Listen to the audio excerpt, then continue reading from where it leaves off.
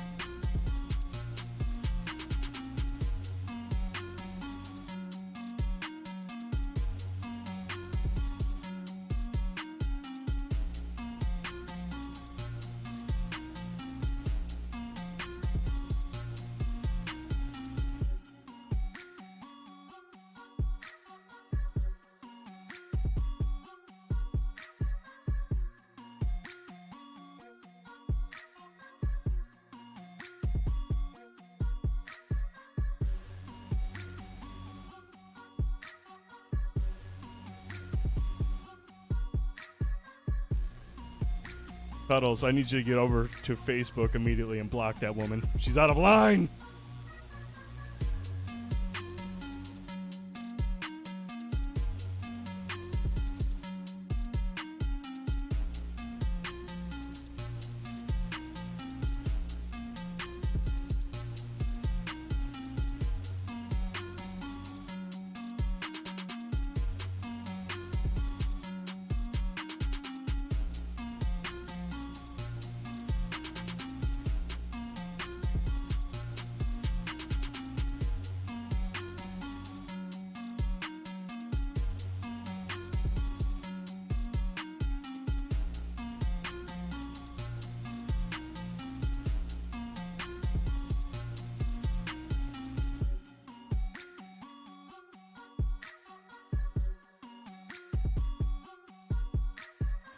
Clearly, there's a spammer in the chat, you guys. Just disregard that. We're working on it. That's clearly a hacked account. I don't know who that lady is. She's crazy. Crazy cat lady. Right back.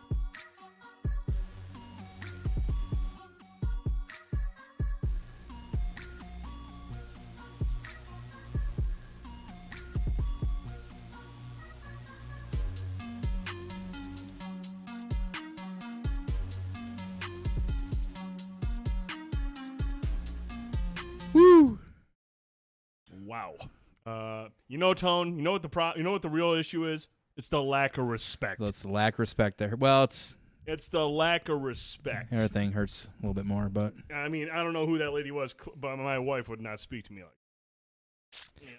like, not in this house. Oh my God. Hey, woman, get out of here. No, I'm just joking.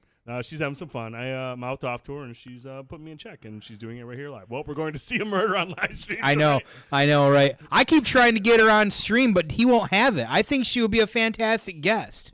Who here in the chat thinks that we should get Mrs. Dude on stream sometime? I think we'd have a good time.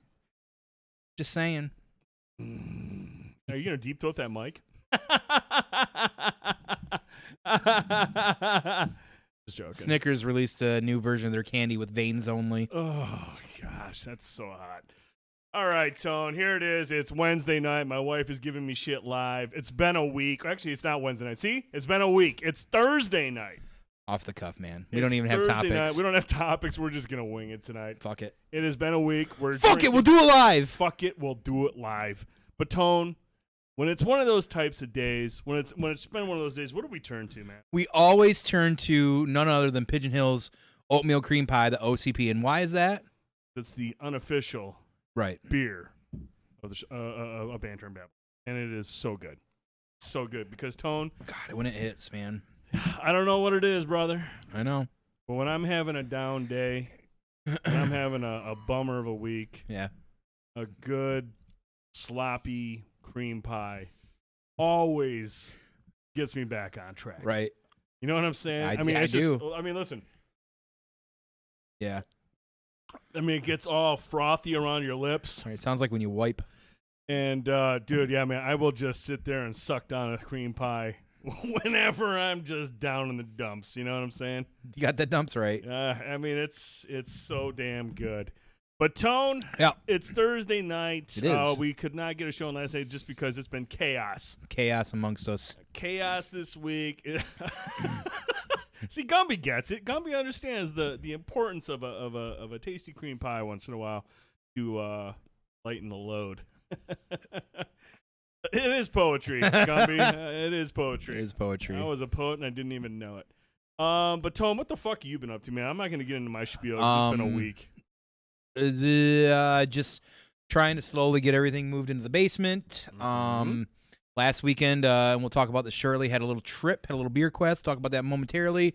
Other than that, it's just been busy. Honestly, it's just been busy. I have touched a game once in the last 2 weeks. That's all I've had time for. Wow. My kid is in driver's training, which means at 6 or 8, somebody's got to pick her up. So sometimes that disrupts the evening as well, too. And it seems like every night there's something planned or something's going on or whatever. So just has not been a lot of time. So work has been a little bit more busier than it had been the last few months. So got to kind of like wrangle myself in a little bit. And really about it. Yeah, I don't know what it is, man, about... You know, we sit Oh, there. yeah, did we plan that? No, I mean, it was subconsciously we planned it. We just knew it was talking going about it. No, yeah. We're obviously going to be talking about the what is he? The master. The master, the cinematic paradigm, and the one true God. The one true cage.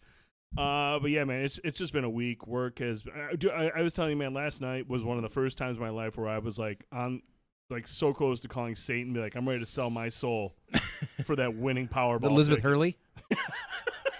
Or maybe Amber Heard. I don't know at this point. But it's just like, it's one of those weeks, man, where you're just like, I fucking just need to win the lotto. That would solve all my problems. It would solve all my problems, too. I would just wake up tomorrow and be like, look, I'm going to log in, but I'm not going to do anything. And we'll probably go a couple of weeks. It'll be writing me up for my production, being for shit, but I'm going to milk these health benefits, and then when I'm gone, I'm gone. Yeah, and then buy a building somewhere locally, and we just podcast our days away. That is awesome. Content. Gumby said, did you see the Adam Project where that girl was wearing that Cage shirt? Maybe I didn't notice that she was wearing a Cage shirt. This one? Oh, a Cage shirt. Oh, no, he said wearing that Cage shirt. Oh, I think she might have been wearing that one. Was she wearing Willy's Wonderland? Maybe. You know, I think she was wearing Willy's Wonderland because I thought I remember seeing that. Yeah, I do too now that I think about it. I think I remember seeing Willy's Wonderland, which is fucking awesome because that's a sweet Cage movie. So yeah, we're drinking some oatmeal cream pie. We're just kind of like, man, trying to just get through a wild week. It was a John Travolta face. I do remember that though. Vividly. Not vividly. Barely. I remember nothing. But Tone, so we're drinking OCP. Now, next week, Tone, yep, we will be live on Wednesday night, but there's going to be a slight change of time and location. That is correct. Next week, we will be streaming live at 8 p.m. Eastern from none other than Koi's Comics here locally in the Tri-City Saginaw area. Really excited to be able to do that. We're going to hang out with Steve and Brandy, talk about the store expansion they've been doing, preview basically, and talk about maybe our what we want to see in Doctor Strange. Random other topics, of course, probably follow up with the ending of MoonKnight, but most importantly, we're there to help promote and bring awareness to none other than Free Comic Book Day, May 7th. Of course, comic book stores all across the nation. You can go and hang out. But if you're locally here, this is where you want to be. 9 a.m., 7 p.m. They are giving away some crazy, crazy prizes. If you're the first few in there, you can get like massive gift cards if you're first in line. So there's already been rumors apparently of people camping out overnight for some of these gift cards. I mean, they've got things in there worth hundreds and hundreds of dollars that are awesome that will go good in anybody's collection. So make sure to get out to your local comic book store, but more importantly, hang out with us next week, 8 p.m. right here while we're at Koi's, talking to Steve and Brandy, talking about Free Comic Book Day. Really excited. I'm hyped, dude, because it's these types of shows that I really want us to start pushing more. These are the shows I want us to do more, is where we kind of go on the road and go out to these different local, businesses and set up shop and kind of raid their joint and promote their stuff and get them on the show and talk about the things that they like, within the realm of pop culture or whatever business they do. Whether it's Koi's Comics, where we can talk about comics and all sorts of nerd shit, or if we go to a brewery and we just get drunk and talk about beer all night. These are the types of places I want to go to and do a show. This Absolutely. is I feel like this is like the next evolution of where we need to go as a talk show and a podcast, is start to like branch out and take the show on the road, so to speak. I mean, obviously we're always going to have headquarters here, but there's so many awesome local businesses around here that are like, working hard to create an awesome brand, and we have so many things in common with these businesses. Why not get involved and do our part to kind of like bring awareness to them, and then also reach out and become more closer with their communities. I mean, it's a kind of a win-win. You guys can always come to the Thumb. We have a few bars. That's true. There's like 2. I'll go to the. Are we talking like Caseville or like? I mean, close. I mean, we're talking Sebring, Unionville area. Oh, we're talking Unionville. Okay, all right. Caseville's out farther though, technically. Kate, what would be the one spot that would be dope as fuck for a B&B episode? The Tractor Supply, probably. Tractor Supply. Oh my god. Are we gonna call it the B&B Roadshow? I mean, we could. We probably should. Actually, we probably could. Sounds really stupid, so I think we should go. I think with that'd be good. Yeah. I think that'd be a good idea. No, I would like to go to the Thumb. I don't mind the Thumb. I know we take the boys to Caseville. They go out to that lake out. You mean one of the big Great Lakes? That lake? No, it's not that lake. It's the other one.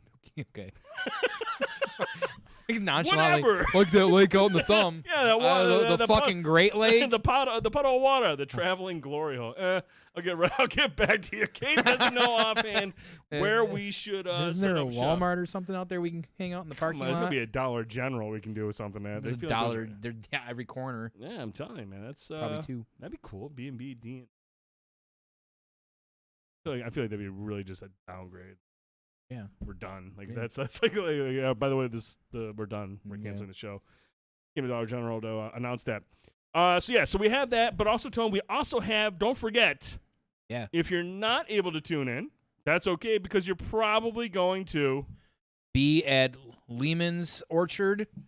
They're doing working with Fets here, of course. That cider Sunday Fun Day from a galaxy far, far away. May 4th. 12 p.m. to 8:30 p.m. There's going to be all kinds of things going on. There's going to be food. There's going to be prizes. If you want to sign up for some of that food that you can get those tickets. GreenAppleBarn.com is where you want to go for that as well too. But that's who you want to hang out with throughout that day. Get the kids out of school, go hang out there, and be home ready to go by 8 o'clock. Watch us go live and do our thing as well too. But Fets is doing a lot locally, working with a lot of people locally as well too. He's a friend and partner of ours, so we want to make sure we're also sharing the things that he's doing as well too. So really excited to see that. I would honestly be there, was originally the plan, but of course we've got our thing going on as well too. So but we still want to make sure that we're giving him some love too and letting everybody know that, hey, something fun to do with the kids after school. You know what, dude? Games and things. What do you got something? The wifey is taking the kids out to the Loons game that night. Right. And I'll be out of work at like 5. I might run over to Lehman's real quick and see if I can grab something, bring it back here and chow down over at Koi's.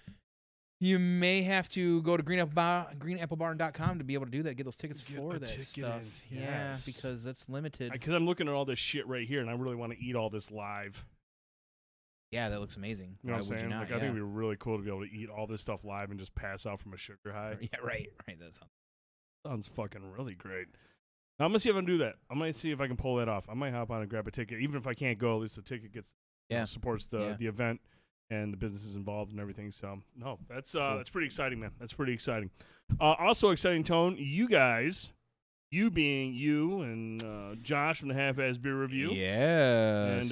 And Drastin from 7 Dungeons. Yes. You guys went a little crazy this past weekend. We sure did. We had been kind of planning and talking about this for many, many months, probably last fall, about getting down to the Ohio area, making a 4.5-hour trip to hang out. Ohio? Well, hey, I got something to say about Ohio here momentarily, and it's going to be controversial for some of us, but we got to be real about it too. Oh boy! But yes, we were able to get down there and have a Beer Quest weekend. Realistically, we managed to hit up all kinds of great stuff. There's some food there you can see that I got at the Swamp Water Grill there. That was Catfish Delicious. Great brewery, Third Eye Brewery, not far from Draston there, about 20 minutes probably. Fantastic staff, food. Short rib poutine and a flight of beers there that you see. One of the few IPAs that I bought IPAs this last weekend, and it was their V4. I believe it was the candy there. Delicious. And then, finally hit up Jungle Jim's for an exclusive taste of not only Stone Cold's lager, the Broken Skull lager that they had there on tap that you'll see right here, but to peruse their numerous beers from all over. Was really awesome, too. So if you get a chance, there's a clip we've got running around on Facebook as well, too, and we'll probably have to get it up on the YouTube as well so everybody can check it out there. And the whole point was to get to Streetside Brewery in Cincinnati right there. That patio. Massive pop culture spot for your beer can art, for your beer names, for your flavors. The flight there we got. Delicious beers as well, too. Great spot to hang out with. They are quickly becoming one of the best breweries and one of my favorites in the Midwest. I think all three of us at this point agree, too. So, had a great time. Thank you to Draston for hosting us. Half-ass almost didn't make it out to any spots because he couldn't stop playing the digital Star Wars pinball machine in the basement of Draston. And I want to point out that I got a score on there that nobody's been able to touch now. Oh, really? You're the score leader, huh? I mean, you don't want to fuck with me when it comes to pinball. That's all I got to say about that. You're kind of trash. Whatever.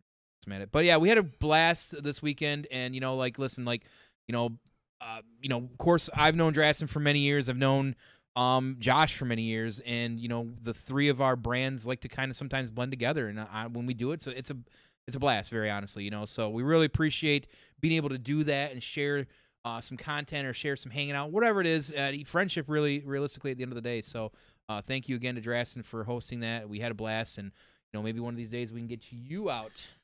Man, I would never normally voluntarily set foot in Ohio. I would usually drive through it. Right. It's just something I would drive through, but this, how do you not stop? I'm telling you, here's the thing. Where he's at, I think, how many breweries did you say from where you're at, Draston, did you count in like a 25-mile radius? Tax-free food. So these are the things I want to talk about. When you go out to eat in Ohio, tax-free. There's no tax. There's no deposit on any cans or anything like that. So you buy your beer, there's no deposit. 15 or 20 breweries within a 25-mile radius of him. That's fucking insane. And the last thing to point out as well, too, the roads are very nice. Oh, well, anywhere from here is correct. Probably got nice roads. Yes, because Michigan has to make sure they balance their budget, unlike most other states, at the end of the year, which means we don't borrow money from other states. Means we don't have enough money to keep up with the upkeep of the shifting weather and the salt in this fucking state. So, hence our roads look like the craters on the moon. Our roads are a fucking disaster here. Yes. And the catfish at Swamp Water is worth the trip. That alone, I don't know, that short rib poutine was pretty top tier too. But that looks ridiculous. It was, I wouldn't even eat that with hands. There was cheese curds in that too, of course. Oh, was there cheese curds in it? Yeah. Oh, boy. Yeah. Erie, Pennsylvania is the same. I'm telling you, the roads are just garbo. Yeah. The catfish at Swamp Water is worth the trip, though. See, that's the thing. Like, next time Dungeon comes up, I'm going to get them catfish from Huron Fish. That's a good idea. And I think that would be a valid... That could be a real taste test. Yeah, that would I want to get his thoughts on Huron Fish because, man, tell you what, my money, it's the best catfish I've ever had. So I would be more than happy to try out what's going on at Swamp Water and then have him try out what's going on at Huron Fish. Mm-hmm. And then we can finally have a discussion and settle who makes the better catfish. Absolutely. I'm down on that. And I love catfish, so I'm super down on that. But, yeah, it was fun. Great beer quest. Good time. Hopefully some more to come this summer. Stay tuned as well, too. Yeah. So, okay. So we got all that stuff out of the way. We got everything important out of the way. I think it's time to get to the first topic, Tone. Oh, I thought we were done. No. We have a lot of great stuff. Do we? We're saving some of the best. I thought it was all off the cuff tonight. No, man. We got to talk Halo tonight. So it's going to be a dope-ass show. Never heard of it. But first up, Tone, there's been a movie we've been anxiously awaiting for. Very anxiously. Very anxiously waiting for. Mm-hmm. The return of mainstream movie Nick Cage. The big screen Nick Cage. A big budget comedy buddy action film with Nick Cage, where he basically plays himself. Mm-hmm. It's a self-aware comedy where he pokes fun at himself, but it has a good story. But let's talk about the unbearable weight of massive talent. And as we all know, Nick Cage has a shit ton of talent. And Tony, we went and saw this on Tuesday night. decent sized crowd too. I was surprised how many people were in the theater. There was a decent amount of people for a Tuesday night. Yeah, I was really But shocked. but then we found out it was like Tuesday, like as a $5 movie night or some shit at the I don't know if it was counted on everything though. So who knows? Man, there was a lot of fucking people. That's for sure. I remember when we showed up, we were like, wow, there's a lot of people online. So we went and saw this, Tone, and it didn't disappoint. It was a good movie. I thought it was really, really good to see Nick Cage back on the big screen, because for most part of the last 10, 15 years, he's been mainly in the VOD, direct-to-video section, not as shot at the quality of movies. He's got some of his best movies that are released in that fashion. But this is like his first like big time movie on the big screen in quite some time. Starring him, Pedro Pascal, Tiffany Haddish, Neil Patrick Harris, and Ike Barinholtz. So right there, you've got 5 really, really funny people in a comedy, a buddy comedy with some action elements to it. What could possibly go wrong? Correct. Tone, let's go to you first, man. Let's talk about your initial thoughts of what this movie's all about. I love self-aware pieces. I don't know if you've ever seen Jean-Claude Van Damme did JVCD, I believe it was, on Prime. It's like a limited series. It's all over the top self-aware. There were shades of that in this as well too. I don't know whether or not one is funnier than the other. That's not really what I go into it for, because I'm going to get different laughs than probably most people. I enjoyed this movie every second of the way. Was it as funny as I had wanted and hoped for? No, it was not. See, Trick knows. It was not as funny as I was hoping it was going to be. However, I was legitimately entertained the entire way through. I had a good time. It was fun. You made a comment afterwards. It was breezy. That's a great way of looking at it. You just kind of roll through with it. It's an hour and a half long or so. It was a pleasure to see him back on the big screen and to see him, really at the end of the day, just kind of poking fun at himself. Oh, yeah, absolutely. And Pedro Pascal kind of along for the ride. And very honestly, like, there are some things that we've seen recently or in the last year or two that just characters or actors doing stuff together for the first time, and some people you can tell don't have chemistry, don't like each other. I mean, recently we'll go to the Adam Project. That young man and Ryan Reynolds have this really crazy chemistry, and then you look at Ryan Reynolds and The Rock, and they don't have chemistry. Right? Yeah, the one, really weird. red, whatever. Really weird. It was. Just didn't feel. These two had some of the best chemistry I've seen in a while in a movie, and I don't know, because of the levity of it, because of the comedy of it, is what made it so well. But it was nice to see Pedro Pascal kind of like in this other area and zone as well too. Like he felt natural, and it just looked comfortable doing something like this, working with Nick. And I feel like legitimately, like, they had a good time doing this. Like, there's no way they could not have had a good time doing this. And honestly, like, there's a couple scenes in it where I always go to the shoe scene overall.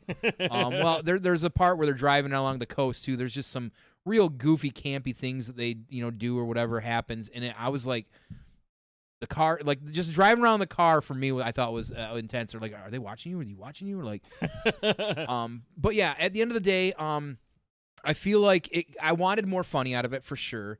It ended up being a little bit more heartwarming than I expected, which is fine. Yeah. I can handle that sort of thing. But you know what? I think everybody should see this and enjoy it. And whether or not you go to the theaters and see it or wait till it comes out, I think it's something everybody should watch, because I think you'll be kind of pleasantly surprised, because I do feel like we sometimes forget that Nick is actually very funny. He's like, I mean, we love his movies and like the gonzo side of him or the action side of him, but when you see him in interviews, because he's doing more interviews again, because he's hitting that kind of like that higher echelon stride again, he's in these interviews and he's charismatic as hell. He's hilarious. Like, and I feel like you get to see that again on this side of him, and that's not something we've always really seen from him. Honestly, like, I couldn't be more happier being able to see this. So thumbs up for me. I can't wait to watch it again. I think the more as we go on and watch it, we're going to pull apart and see more things, and either some form of I don't know whether or not what am I trying to say, like, I don't know, my brain just kind of stopped. So yeah. I think I need to see it again, because I feel like there are things that you just almost don't see that first time, like a lot of things. Not about Easter eggs, just like equating to maybe his life or a message. That's what I'm kind of trying to say. I think connection. there's some connecting maybe the meta portion of it. Right. I think there's some more meta stuff that maybe we missed in that. Because, I think so. There's probably some nuanced stuff in there. Right, and that's why I want to watch it again. So my brain turned back on. But Dungeon said the AME he did on Reddit is something I would have never thought he would do, and he was fucking hilarious. Some of the replies on there were fucking awesome. And he just did. I shared a video with you guys earlier on the 21st. He did an interview with The Wired where they hold up the block where they do like the Google searches and they finish it what people search him for, like the highest searches for what is, what if, what does, or whatever like that. And I mean, he was fucking Nick Cage the entire time, so it was really entertaining to watch that. So yeah, good shit. Yeah, I loved the movie. I really enjoyed it. Oh, you know what else I forgot to do, Tom? Before we before we get to your thoughts, let's go. We got to do a giveaway. We're doing a giveaway tonight, and tonight we're doing something a little bit different. We're doing some swag. We are going to give away a Banter and Babble T-shirt from the Stream Element stores. So he's going to get it set up here shortly, and then we'll have you guys get ready to hit that exclamation mark enter shortly. Almost ready here. It's actually really simple to do. It always has been. I just always fuck it up. Or really you're drunk. I usually have to type in a bunch of stuff. So here we go. Cool. We'll just do it. 60 minutes. Let's go. All right. Exclamation mark enter if you would like to win and enter one of those Banter and Babble T-shirts of your choice at our store. Yeah. Exclamation point enter. Get in there, and we'll contact you after the show. Get your mailing address, the size and color that you want. And he'll get it to you in like 7 months. 7 months at the very, very least. Yes. Yeah, there you go. Get in there, everybody. Get in there and grab yourself a fucking shirt. No, to go back to what Tone said, like I like this movie. I thought it was funny. I thought it was entertaining. It's like you mentioned, like I mentioned, it's breezy. If you put too much thought into it, you're kind of missing the point of the movie. It's a self-aware meta comedy where, like you said, you kind of look at Nick Cage's career. And I will say that if you're not a fan of Nick Cage, you probably won't be in on the joke. You probably won't really understand what this is about. But if you are a fan of Nick Cage and you love his work, whether it was from the 80s, the 90s, through the VOD surge, there's something for everybody in that regard. There's some awesome little moments. There's little nods, there's little Easter eggs, there's little references that are really, really funny. But like Tone said, there's this underlining feel-good story as well. And again, I can't stress enough the chemistry between him and Pedro Pascal. Pascal hangs with Cage the entire way. There's never a scene where one's outdoing the other or Cage is commanding the scene. Pedro Pascal is there every step of the way. And it's just this genuinely fun chemistry. They're two different people with some similarities in their lives in the paths that they go. So Vikings traded 12th pick to the Lions. Wow. Really? Keep me posted on that pick. I'll be curious. Foosball. Or trick. I want to know what they do with that. If there's some issues I have with it, like we mentioned, Pedro Pascal and Nick Cage are fucking hilarious people. Neil Patrick Harris is hilarious. He doesn't have a whole lot to do in this movie. Unfortunate. That's unfortunate. But the biggest disappointment for me is Tiffany Haddish and Ike Barinholtz. Now, these two people are fucking hilarious people. They play the FBI agents that kind of like wrangle in Nick Cage to spy on Pedro Pascal as Nick Cage gets hired to show up at Pedro Pascal's party and be his guest of honor and try to get him to make a movie with him or whatever. And you have Ike Barinholtz and Tiffany Haddish here as FBI agents, and it could be so much better. It could be so much better. They're underutilized. They're not given the best material. I mean, the stuff they give is pretty much, low-hanging fruit. Yeah, it's serious. Whenever they try to be funny, it's just kind of like, okay. I mean, they're capable of more with better material. So that part of it, and that part, the whole FBI part of the story is the breezy part because it's just a lot of it. You're just like, it doesn't make any sense, or why is this even integral to the plot? I mean, it does make sense in certain ways, but overall, it's just like I feel like if you're casting these two people, you got to have good material for them to sub. They can act it out. They can do comedy. It's just you got to give them some funny shit to work with. Right. But here's the thing, man. About this movie, it's entertaining, and it's got some good, funny moments. But I can't help but wonder, dude, if I have been spoiled and grown accustomed to the types of movies that Nick Cage has been making for the last 10 to 15. Now, look, there's some shit movies in there. There's some bad movies, but not anything that he did wrong. It's just the story's bad, the direction's bad, and he's always giving it 110%. Jiu-Jitsu. But jiu-jitsu is a fine example. But you look at movies like Mandy and Color Out of Space and Mom and Dad, Pig, Willy's Wonderland. these are the movies I feel where Nick Cage truly excels. He takes on these crazy ass stories that actually have a good story. Like, it's really interesting. It's thought provoking. And he's allowed to do whatever the fuck he wants, which is where Nick Cage is at his absolute best, going so diverse. Yes, we know he can do comedy, but man, cosmic horror, I can do that. Drama, I can do that. Dark comedy, I can do that. I mean, he's capable of doing all these movies, and I have just grown so accustomed to these movies where the mainstream stuff is cool, and I'm glad he's back on the big screen, but I really hope he remembers where his best stuff is. A lot of people love Nick Cage. I mean, yes, Con Air and Face Off and Leaving Las Vegas, those are great movies. But he has really established a huge fandom, a huge fan base based on a lot of these movies that are kind of like under the radar. Yeah. And so, like, I like this movie, but I wouldn't even put it up there with, like, Con Air, Face Off, or Raising Arizona. I mean, it's there, and it's cool to see him on the big screen. But at this point, I like Nick Cage where he just takes bigger risks. This movie doesn't seem like it's a huge risk for Nick Cage. He goes there, he banks off his personality, his charm, and who he is, and his career. But when he is given the right material, and he is asked to, like, dude, just do what you can with this character, make this character unique.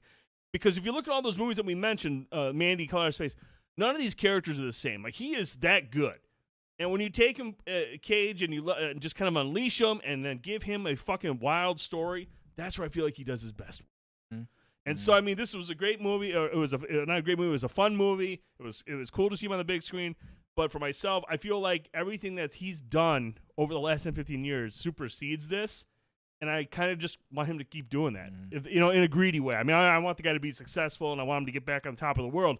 But I really appreciate what he's been doing the last 10, 15 years. He's been a true thespian the last 10 or 15 years. He really has. He really has. And I think that, I think that's a great point. I think that's a fair perspective and way to look at that. And I can completely understand that as well, too. And I think, it's hard, too, because we have to realize that he's really, of course, he's poking fun at himself, but he's also playing a characterized version of himself, too. So you have to kind of adjust to that mentally in this as well, too. Mm-hmm. I feel like, because, like, you can play yourself and kind of poking fun at yourself, but it also adds a new dynamic when you're characterizing yourself as well.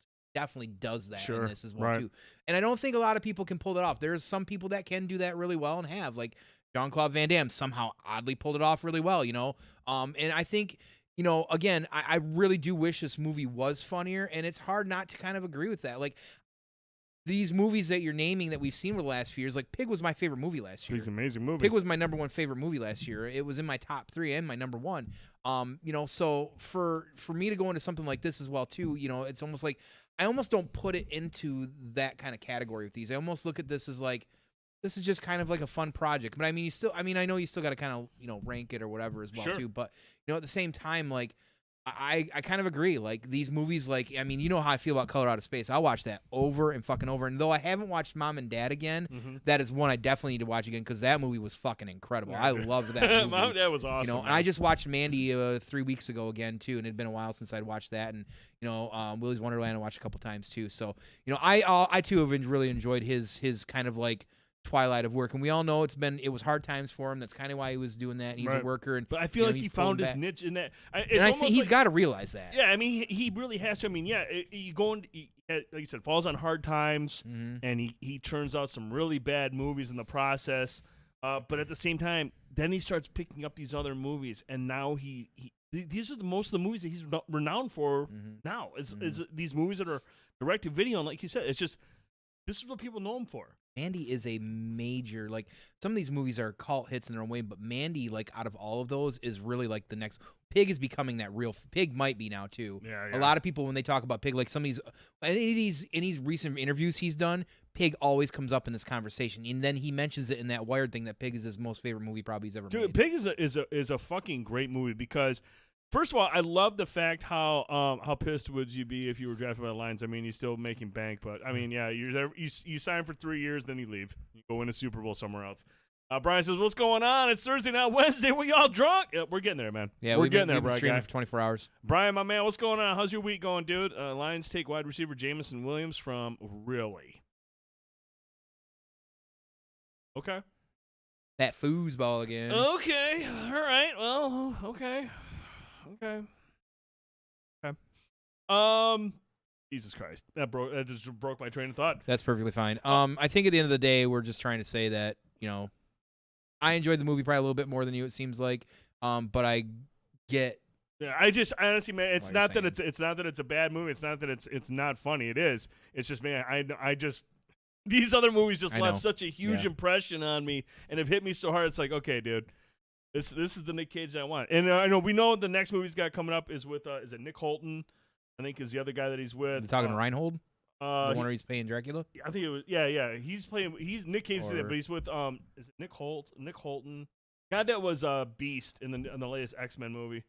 I don't. Anywho, good actor. Chuck Long. Yeah, he'll be the one throwing it. I actually like Jared Goff. I think Goff could be pretty good if he. Maybe he was a great meteorologist in the area. Shut up, What? Man. Anyways. What? Anyways. No, decent flick, definitely worth the viewing. If you're a fan of Nick Cage or if whatever, it's a good laugh. But I mean, if you're just a fan of comedy, buddy comedies, it'll hit the spot for sure. Real quick though, to stick on Nick Cage for a hot minute, did you know? And I don't know if you know this, and we never talked about this as well did too. You know? Apparently, I know a lot of people don't like Wicker Man. That's like a whole bit. Oh yeah. Okay, Nick has said on record that him and the director considered that pretty much a black comedy. I mean, that's how it makes sense. Now that I know that, this week that I found this out. You see it differently? Exactly. Now I got to watch that fucking movie as from that take, and then it might change my thoughts on that. That's kind of how, it's kind of he makes it sound like that was kind of the plan. See, now that's interesting because if somebody were to say that, like, say if Wicker Man came out last week, and then they go out there like, oh, it's a black comedy. I feel like that's like Damage Control. Maybe. Wicker Man's been out for 10 years at least. And so if you come out and say, no, maybe now you're saying, oh, maybe I misunderstood it. That's kind of what I'm wondering. I don't know. I just know that you don't damage control a movie 10 years later. Right. So why would what are you risking by saying that? Right. I think what you're doing is you're like, hey man, you guys really missed the point of this. I'm starting to wonder that. We're talking about Cone, as you watch Halo as a black comedy, I hear it's great. Oh, if you watch it as a black comedy, it might be funny. The only Halo I saw today was when I was wiping my ass and took a peep at the toilet paper. Oh, my God. Here we go with this shit. All right, moving on from this, let's talk about a little bit of CinemaCon. CinemaCon is basically the E3 for movie theaters. This is where all the movie theater execs and studio heads and everyone come together and like, here's what the fuck is coming to your theaters over the next 6 to 8 months, 10 months, 12 months, who knows? Including the nudie ones? I don't think they do the nudie flick. I don't think they do that. No, they should. Paul Rubens would host that. All right, so this week, obviously, CinemaCon has been going on. It ended today, but we poked out some of the interesting topics that came up, stories that broke. Tony, I know this one is particularly interesting to you because you were a fan of Avatar. I'm one of the few that was a fan of the original Avatar. I actually have to fucking watch the fucking movie. A lot of people did the whole bit. Oh, it's not a new story. It was basically a retake of this, and this. You know what? Nothing's been original since fucking Plato, motherfuckers. So deal with it. It was a different, and we've all enjoyed things that have taken a different take on a story that's been told before. So why they decided to die on this hill is beyond me, but I mean, it was a really weird choice to battle for. It really is, and some people equated it to the way Native Americans were treated and things like that, taking their land and stuff like that. But it's such a really random take on things. Josie like that. And Terps were on the same page. Josie said Avatar was Dances with Wolves in space, and Terps says it was Dancing with Wolves, but better. Like I said, it's not like this isn't a new thing. And honestly, the whole point, I think, originally this movie was to kind of push the 3D boundaries. Oh yeah, that digital tech as well too. It's meant to be a popcorn flick, guys. Some of these movies just kind of are. That's how they roll. Hey, what up, Proto? Proto Bear. What is up? Long time no see. Good. But I didn't mind the movie because again, it just was kind of is what it was. It wasn't a thought-provoking anything. It was, whatever message was there, yes, has been told before, but that's just how things sometimes work. So I've been waiting for a long time for more of that. I wanted some more of the Savvy World or Navi, excuse me. You're gonna get it. This is set more than a decade after the events of the first film. It's titled Avatar: The Way of Water. Not too high on that title. I'm gonna guess maybe instead of being more air or something, they're gonna be in the underwater, like maybe. What makes you think Mermaid that, Toad? Navy? I don't know. Okay. The Way of the Water begins to tell the story of the Sully family, Jake, Natiri, and their kids, and the trouble that follows them, the lengths that they go to keep each other safe, the battles they fight to stay alive, and the tragedies they endure. We do know, Tom, the trailer for this will debut exclusively in theaters ahead of Doctor Strange, the Multiverse of Madness. I mean, it's Disney, right? So we're going to see the trailer for Avatar, The Way of Water. Me too. Next Thursday, dude, when we go see the movie. And would be my favorite attraction and ride at Disney is the Avatar. Is it really? 2.5 hour wait, but it was awesome. It was pretty sweet. Fucking rad as fuck. Cameron, who is still in New Zealand, is putting the final touches on Avatar 2. He also appeared in a pre-recorded video to tell exhibitors about the film. He says probably from the submarine. This is interesting. He says it's designed for the biggest screen and the most immersive 3D available. Interesting. Adding that he set out to test the limits of what cinema can do. Sounds now look, like James Cameron. I like 3D when it's implemented the correct way. Like I love it when it's all about the depth into the world. That's when I feel like 3D really started to hit. Because at first it was always about just like coming out at you. Yes. Which is, I mean, cool, but you're kind of parlor restricted. tricks. You're restricted by the screen. You can only do so much. But when you're looking into the world and you have that depth, and then you see it on the big screen, now it's effective. Now I'm like, okay, now I'm curious to see what they can do with this. Right. So now here we are. It's been 10 years since the last Avatar, even more. Technology has advanced. Correct. We see these wild billboards out in New York. Have you seen the one with absolutely the Boba Fett one? The Boba Fett one? Crazy. That's incredible. That's what we're doing now with fucking jumbotrons. Imagine what we're gonna see in a 3D movie.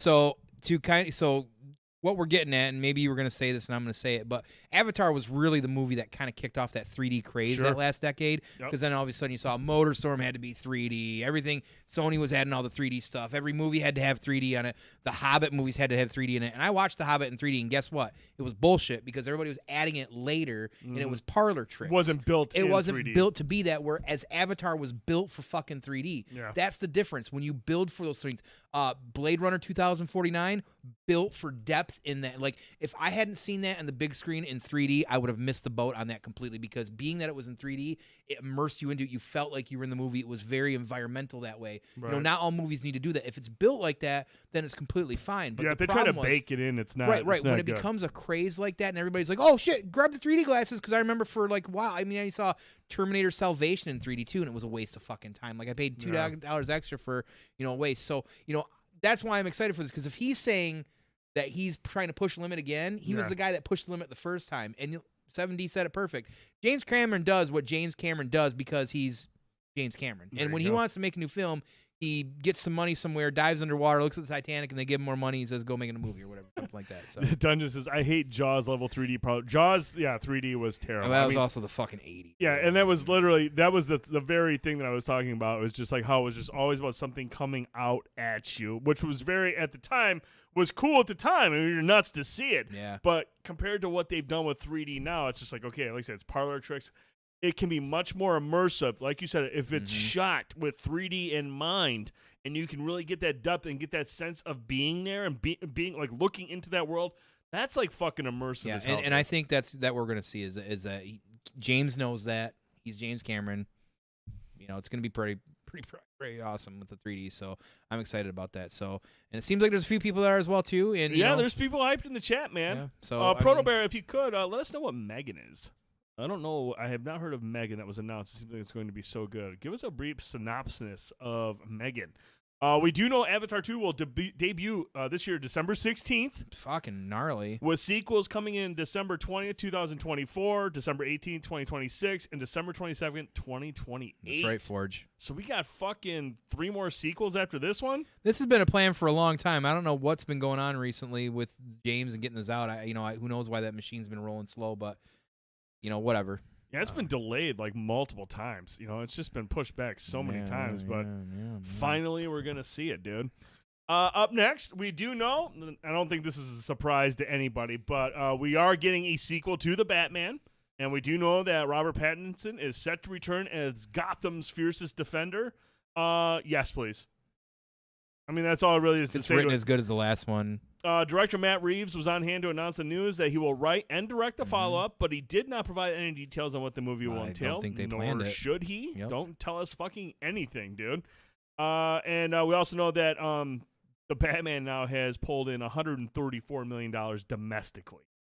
And it's chewing up on HBO Max. I don't know if you saw, but when that thing's dropped on HBO Max, it's one of the most streamed shows on HBO Max ever. Like, people were hyped for that shit to drop on HBO Max. So the Batman, a critical, a commercial success, and we're gonna get more of it, dude. And I'm totally on board for that because I really, really enjoyed that a lot. Kristen Stewart as Poison Ivy. To be fair, I do think Kristen Stewart is a phenomenal actress. Like, she has really done a good job. Apparently, she's been playing Princess Diana, right? Yes. I've heard some insane, awesome stuff about that. Right? I think she was nominated. Okay. I think she was nominated. In fact, she didn't win, did she? Can't fault people for sometimes making money in a script and being young and acting. Can somebody check? She didn't win best actress for that. I know she was nominated. It's funny you say Mr. Freeze because and I don't want Arnold back as Mr. Freeze. Like, I enjoy his Mr. Freeze. That was actually one of the few things I liked about the film. Even though it's campy as fuck. But the fucking movie was terrible. But I would really love Mr. Freeze being revisited. Listen, we've seen Joker so many times. We've seen Riddler, even Two-Face. Can we please do Freeze again? Because his story and his background is such a tragedy to what he is doing and what drives him compared to the other ones because of his wife. Like, I would love to see a Mr. Freeze revisioned in something like this. I think that would be really awesome. I think that'd be really cool. Sophie Turner could be Poison Ivy. That would be a really good casting. It's because Forge Hammer's got a love for her. I mean, she's amazing. But she was on it. She got the red hair. I think that's a perfect. Right? The Rock could be. I don't know. The thing is, man, how do you portray Mr. Freeze in this universe? Mr. Freeze needs to be less beefy. That's the thing. He needs to be more like frail. I feel like Mr. Glass. Like, if I fall down the stairs, I'll not like shatter. that, but like he needs to be more. I don't know. Not just a fucking hulking machine. That's kind of silly. Like, I wouldn't mind. I'm always gonna be okay with The Rock doing whatever he wants to do, but I just think at the end of the day, like, whoever plays him, we need to see Freeze back. His story would be a good tragedy to tell in a Batman series like this. I really do think so. I don't think Mr. Freeze could have been as well. I mean, who knows what could have happened in the Dark Knight trilogy, but I think in something like this to really showcase that. Do you think they would do the same thing they did with Colin Farrell with Bob Penguin? Odenkirk as Mr. Freeze? Ooh. But no, seriously, imagine that Bob Odenkirk is Freeze. Now look at how they handled Penguin. He's not a fucking a goofball like Danny DeVito. Right? God bless him. I love Danny DeVito as Penguin. Yeah. But I mean, they took his character Oswald Cobblepot and made him into what we saw. Colin Farrell's character. He's more human. I think a Freeze. You do something like that with Freeze. Yes. You're obviously going to have to. He can't be just Bob Odenkirk. That's a good fucking suggestion. Somebody, King, you better get hold of Matt Reeves ASAP. That's actually not a bad suggestion. I would actually like to see that. That's brilliant. After seeing Nobody, we know he can do action. That's brilliant. And we know he can be menacing when he needs to be. And drama. Yeah, he can do drama. I think that's not a... I mean, and it's out there, man. I mean, nobody thought we would see Colin Farrell as fucking Penguin. I wouldn't be shocked to see like a Bob Odenkirk as Mr. Freeze. Write that down as Cuddles put up some genius idea there. That's man, great. Speaking of genius ideas, Tom, we're also going to get a third Venom movie. Shut the fuck up. All right, that's it. The end. Moving on to the next topic. Sony Pictures has greenlit a third installment in the Tom Hardy-led Venom franchise, following the back-to-back office successes of 2021's Venom: Let There Be Carnage, $502 million globally. Yeah. And 2018's Venom, $856 million globally. Yeah. Some of you out there have no gag reflex, and it shows from that fucking price.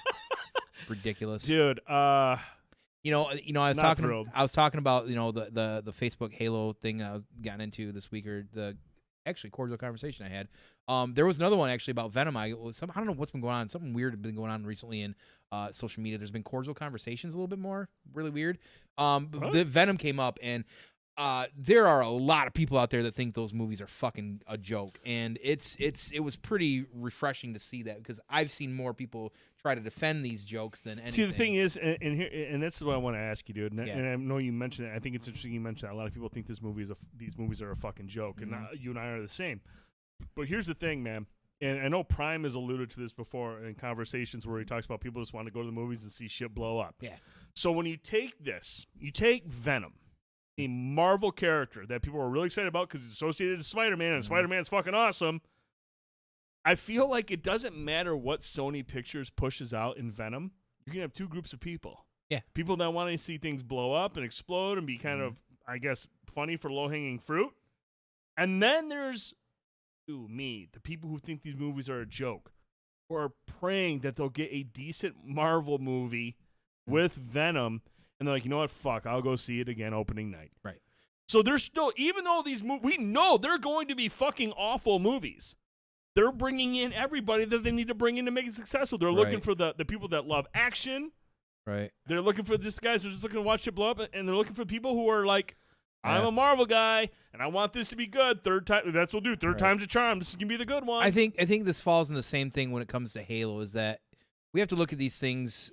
We definitely have to look at all these things with kind of 2 or 3 different perspectives. And you can't just look at it from like a fan. You really, at the end of the day, you really can't. Like, all trolling and joking aside with some of this trash we're talking about tonight, but this like.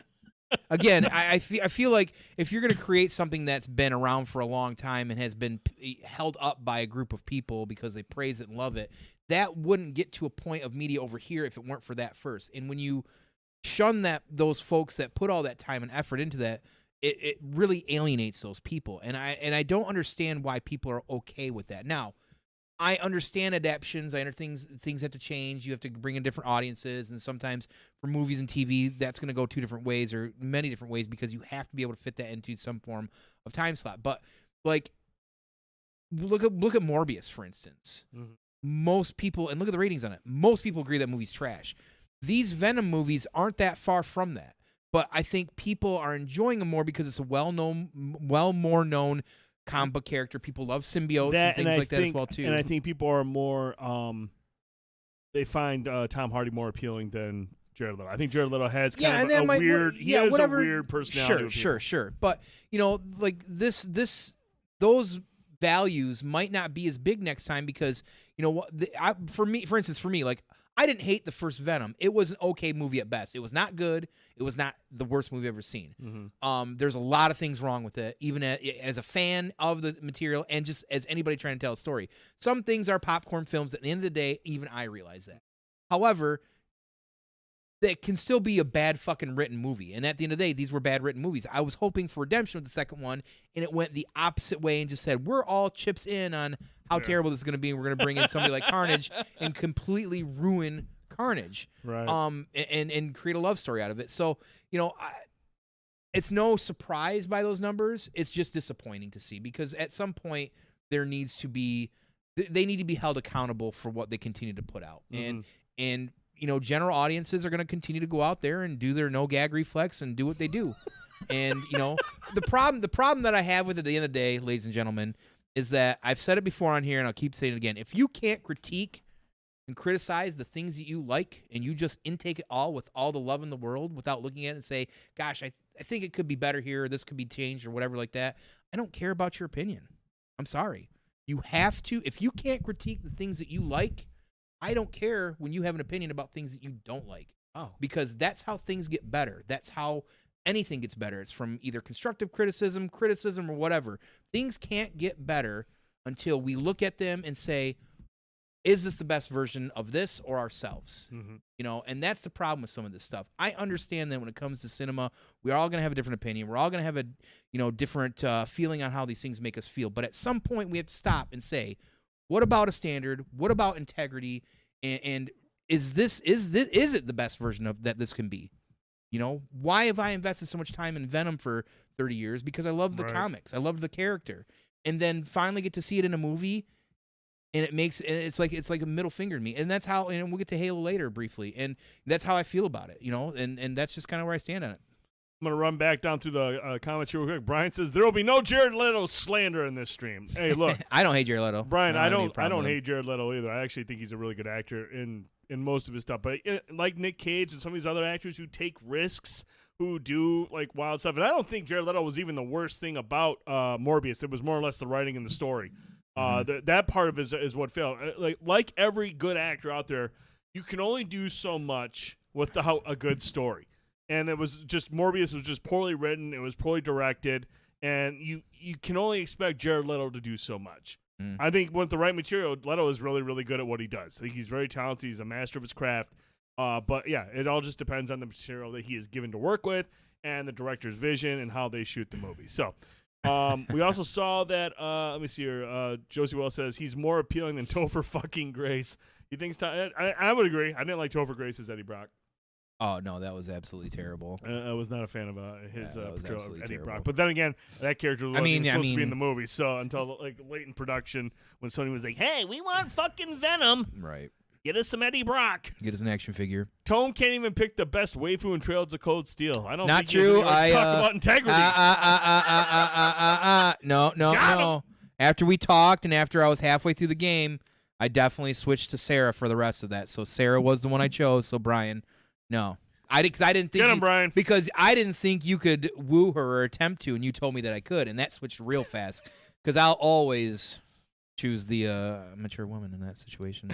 His best scene was Bale killing him in American Psycho. Was he Paul Allen? I think so. I think that's who Jared Leto was. Paul Allen. Leto was good in Blade Runner, actually, really good in Blade Runner. But again, that you're working with Harrison Ford and Ryan Gosling, and too. a better script and a better story. Better Again, script, it's just like Blade Runner 2049 is infinitely better than fucking Morbius. So, he was great in Dallas Buyers Club. Yes, he was. I think he got nominated for that, or he might have won. I know that was Matthew McConaughey. I think Matthew McConaughey. I think Jared Leto got some that as well. Hey, exclamation point enter if you would like a chance to win a B&B t-shirt. Doing some swag this week. Giveaway tonight. Doing a giveaway. Exclamation point enter for a chance to win. Ooh, there. Oh, see, right there. 30 minutes to go. What was the shit show you put on HBO last year? Oh, the one with Denzel Washington and Rami Malek. Remember, it was just kind of meh. Yeah, we had high hopes for it, but it was kind of meh. Yeah. Kind of meh. Requiem from a Dream was neat. I hear Leto got addicted to drugs for real for the role. I think he kind of falls sometimes to that method acting. I think. Oh no, he is. That's why he's a method actor. People were pissed about him in Morbius, because every time he went to the bathroom, he was like, "I'm going in a wheelchair." Like he took method act. Like, dude, there are some hilarious stories. I must have missed some where of that. people are like, he would go to the bathroom, take him 45 minutes. He's like in a wheelchair and he did everything off camera in a wheelchair. I'm more entertained by the people that came out and shit on people that method act more than anything. Oh, that was great too. Well, they're still doing it. Oh, good. They're still doing it. So. Good. And I do think to a degree it's pretentious. Yeah, Cody, I mean, to stay in character while, you're redoing a scene or something like that is one thing, but when you're like going to the bathroom, like, can you imagine if I'm playing a blind character? I'm like, well, guys, I'm going to try to walk to the shitter with my eyes closed for like the next hour. You would like, never make it with your butthole. I would just shit my pants. Kept the crutches to go to the bathroom. They had to make him compromise to use a wheelchair. It was a shit show, dude. Grow up. Method acting, baby. Anyways. I'm fully into my character. Crazy. Moving on. We also know that we're getting another Ghostbusters sequel. Again, not shocking to anybody. The first Ghostbusters Afterlife pulled in $200 million globally, which is a little bit better. But I feel like when Ghostbusters came out, that was still pandemic, had an effect on the theater. Whereas some of these other ones were after the fact, and people. How's it done since post though on digital? Do we know? Didn't it do well on digital sales? I'm sure it did. I mean, this is just specifically again. This is CinemaCon, so they focus on like the box office take. So $200 million globally.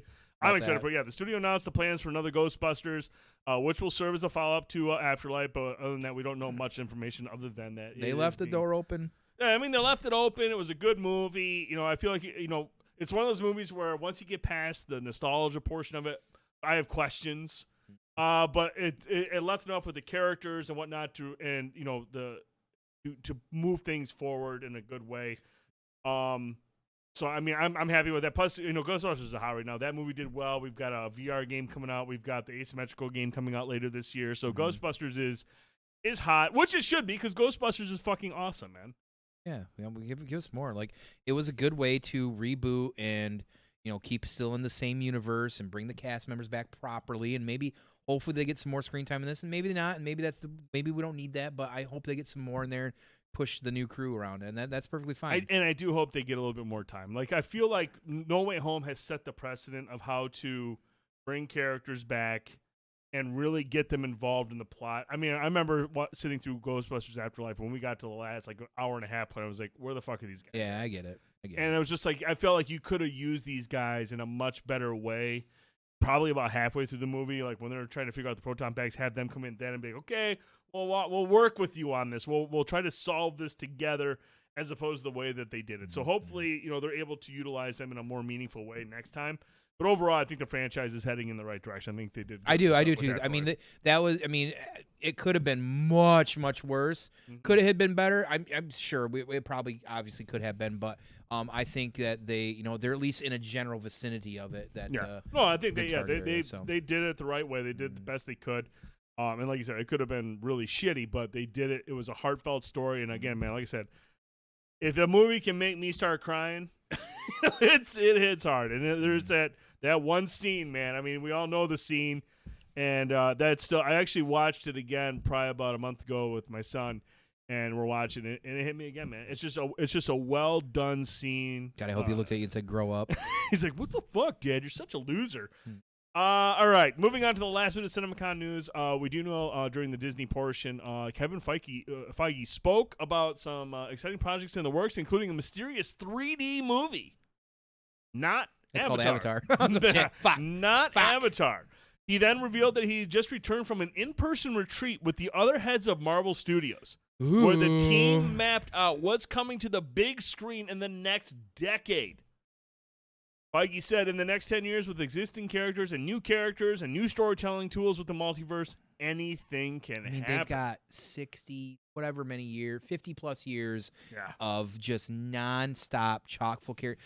And this is where we start getting into the good stuff, because once we get past a lot of the big well, of course, we got Fox now, so we got X-Men, we know Fantastic Four. All this stuff's got to come, and I know everybody wants to see that, even though we've been down that road with other stuff. But this is where it starts getting exciting, because we start pulling out these characters that we can, like the Shang-Chi's, or these maybe the more obscure characters like the MoonKnights that we never thought we'd see, or whatever it is. So now we're just pulling out all these different characters. That's exciting to me. I agree with you. Feige also revealed that the retreat features a giant board that takes us through the next decade of films, and they're unique, special, and they are meant for your theaters. They ain't giving up on the theaters, because Disney makes fucking bank.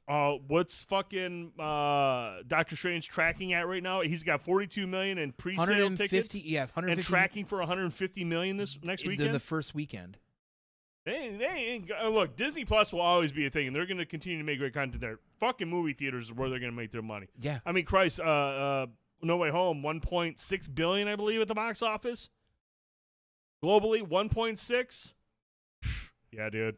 Disney ain't straying away from theaters. Don't be wild. The next 10 years is going to be predominantly at the theaters, and you know what? I'm cool with that. I'm very cool with that. I'm going to be really cool next Thursday. I'm waiting for that shit. All right, dude, we got some trailers. Oh, shit.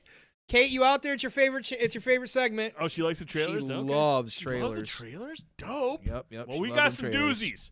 Now, this one dropped last week. Obviously, we didn't have a show last week, but I still think it's worth checking out. Super fucking cool. We got another trailer for Top Gun Maverick, but this explains what you and I have been kind of talking about. Like, I really hope that this is what they're doing. And, when you look at Mission Impossible Fallout, when Tom Cruise is actually flying a helicopter, I was like, dude, I wonder if he's really flying jets in this. Close. Not quite flying, but fuck, pretty close. Let's check it out. We are cleared into the area. Verify cameras are on. All right, here we go. 3, 2, 1. Here comes some G's. There's 5 G's. 6 G's. 7 G's.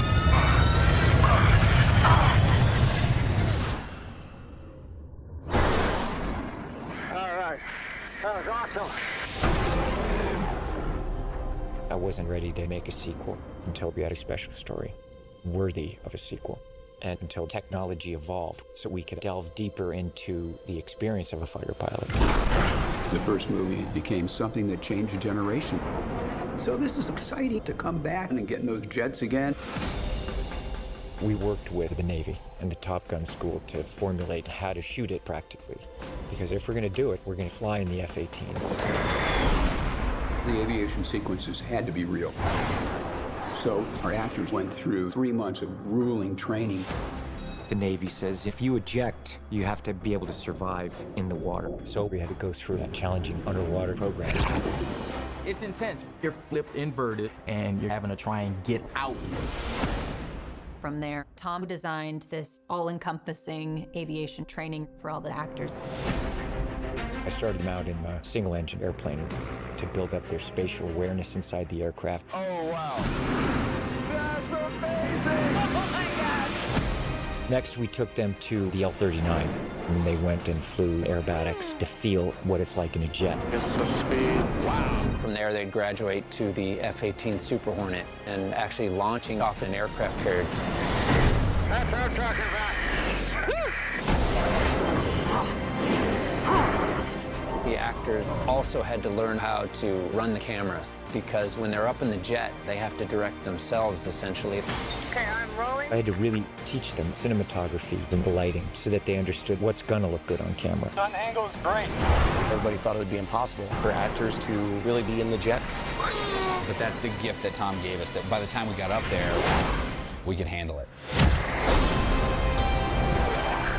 Definitely the most amazing thing I've ever done. All the training, 100% prepared us. I'm very proud of what we all accomplished.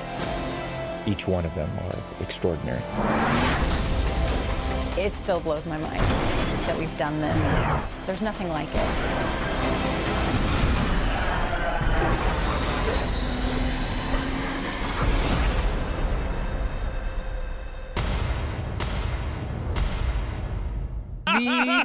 The Need for Speed. What? Yeah, man. I'm so boned out for this. It's ridiculous. My boner has like a boner. Confirmed, and it's gross. Dude, like, look, Like the the one thing alien we were mouth. talking about was like how authentic. You know, look, Tom Cruise. Say what you will about him He's an in amazing public life, and he's made some goofy He's amazing. things. The guy is all about authenticity, and he's all about making an experience for you in the theater. He's not about, look, there's going to be CGI in this movie, but, dude, this is fucking in the jets, cameras on the jets, catching the action. This is a movie, I think, where you're going to want to see, you have to see this in a theater. Because, I mean, even the fucking trailer, when we saw it before the Unbearable Weight of Massive Talent, the trailer came out, and again, we were just like, this movie's going to be fucking nuts. Yeah. On the big screen in a theater with the camera shots that they're going to have.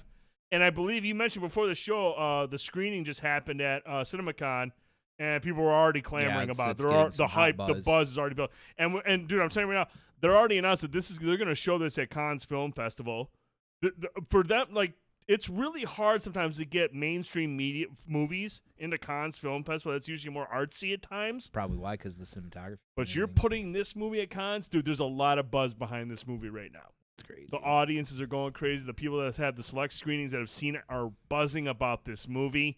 It sounds like it's going to be thrilling. It's going to be breathtaking. And again, kudos to Tom Cruise for not just, he talks about at the beginning of that trailer. He's like, look, we were waiting for the technology. We want to be able to put you in that jet and experience what they experience. That's fucking crazy, dude. The OG is almost 40 years old and still stands to tell. It does. Cuddles, I agree 100%. One of my all-time favorite films, man. Top Gun is like Jaws. It's timeless. Absolutely. The way they shot the movie and the way they present it, it doesn't allow you to think to yourself, oh, man, that's so old. They do a great job of preserving things by not getting a lot of the technology. But, I mean, there's jets and shit. But like Jaws, it's just a timeless movie. It's a movie you can keep watching and it never feels fucking old. And dude, this trailer was fucking rad, dude. I have been waiting 40 fucking years for more of this. Yeah. I really have been. Like I said, this is one of my all-time favorite fucking movies. I cannot explain to anybody how much this as a kid was so influential on my love for aviation and my just love generally for I guess really even Tom Cruise. This is probably my first memory of Tom Cruise. Well, maybe Cocktail too, but Elizabeth Shue was hot in that too. Man. But yeah, no, I'm really super hyped Josie about West this, says you better critique this shit. Like what? Like what do you now? You better You better be critical of it if there's certain scenes that warrant. Well, that's the difference between me and most people is I can actually critique things I like. Ooh. So there's that. Hey. No, dope ass trailer. I love the fact, again, it's just like, look, I love Tom Cruise and how he wants to just Take it to that next level. I really appreciate that, and especially in things like this as well too. And I want to go, Cuddles. You said something I really got a good laugh at. How is he still in the Navy? He would have booted his ass years ago. Like, yeah, exactly. But yeah, no, I think this is gonna be a fucking massive hit. So we will definitely be going to see it. May is shaping up to be a dope ass month. We just found out Firestarters coming out on May 13th. I'm excited we got about Top Gun coming out this month. I mean, May is. Dude, we got some dope-ass games coming up, May. We got Evil Dead. We got Sniper Elite 5. May is, like, really going to be busy with B&B, man. We're going to have a lot of shit to cover and talk about, so. It's going to be May. It's going to be May. All right, next trailer. Now, we actually talked about this early last year. This movie was supposed to come out last year. Yeah. But due to the pandemic and everything, and due to the buzz, that's part of the reason why they moved this thing out of, like, October.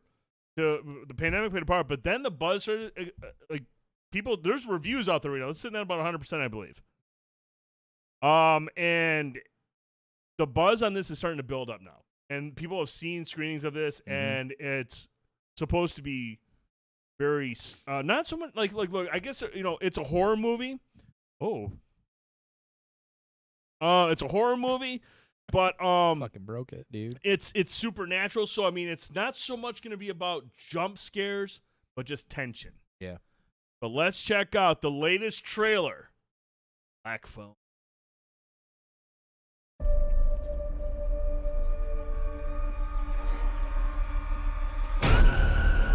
Would you like to see a magic trick? Yeah.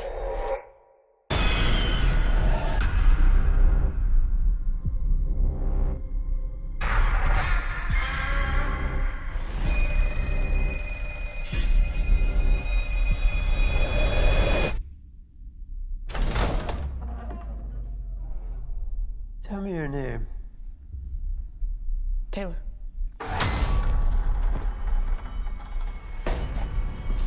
I was really starting to like you, Finny. I almost let you go.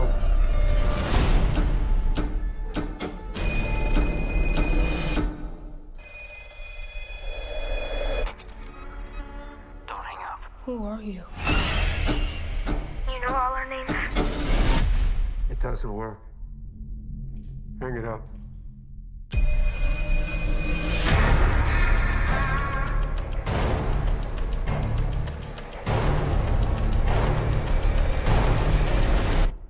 I made you some breakfast. What'd you put in that? Salt and pepper. Have you seen this boy? My brother, he was taken. By a man with black balloons. I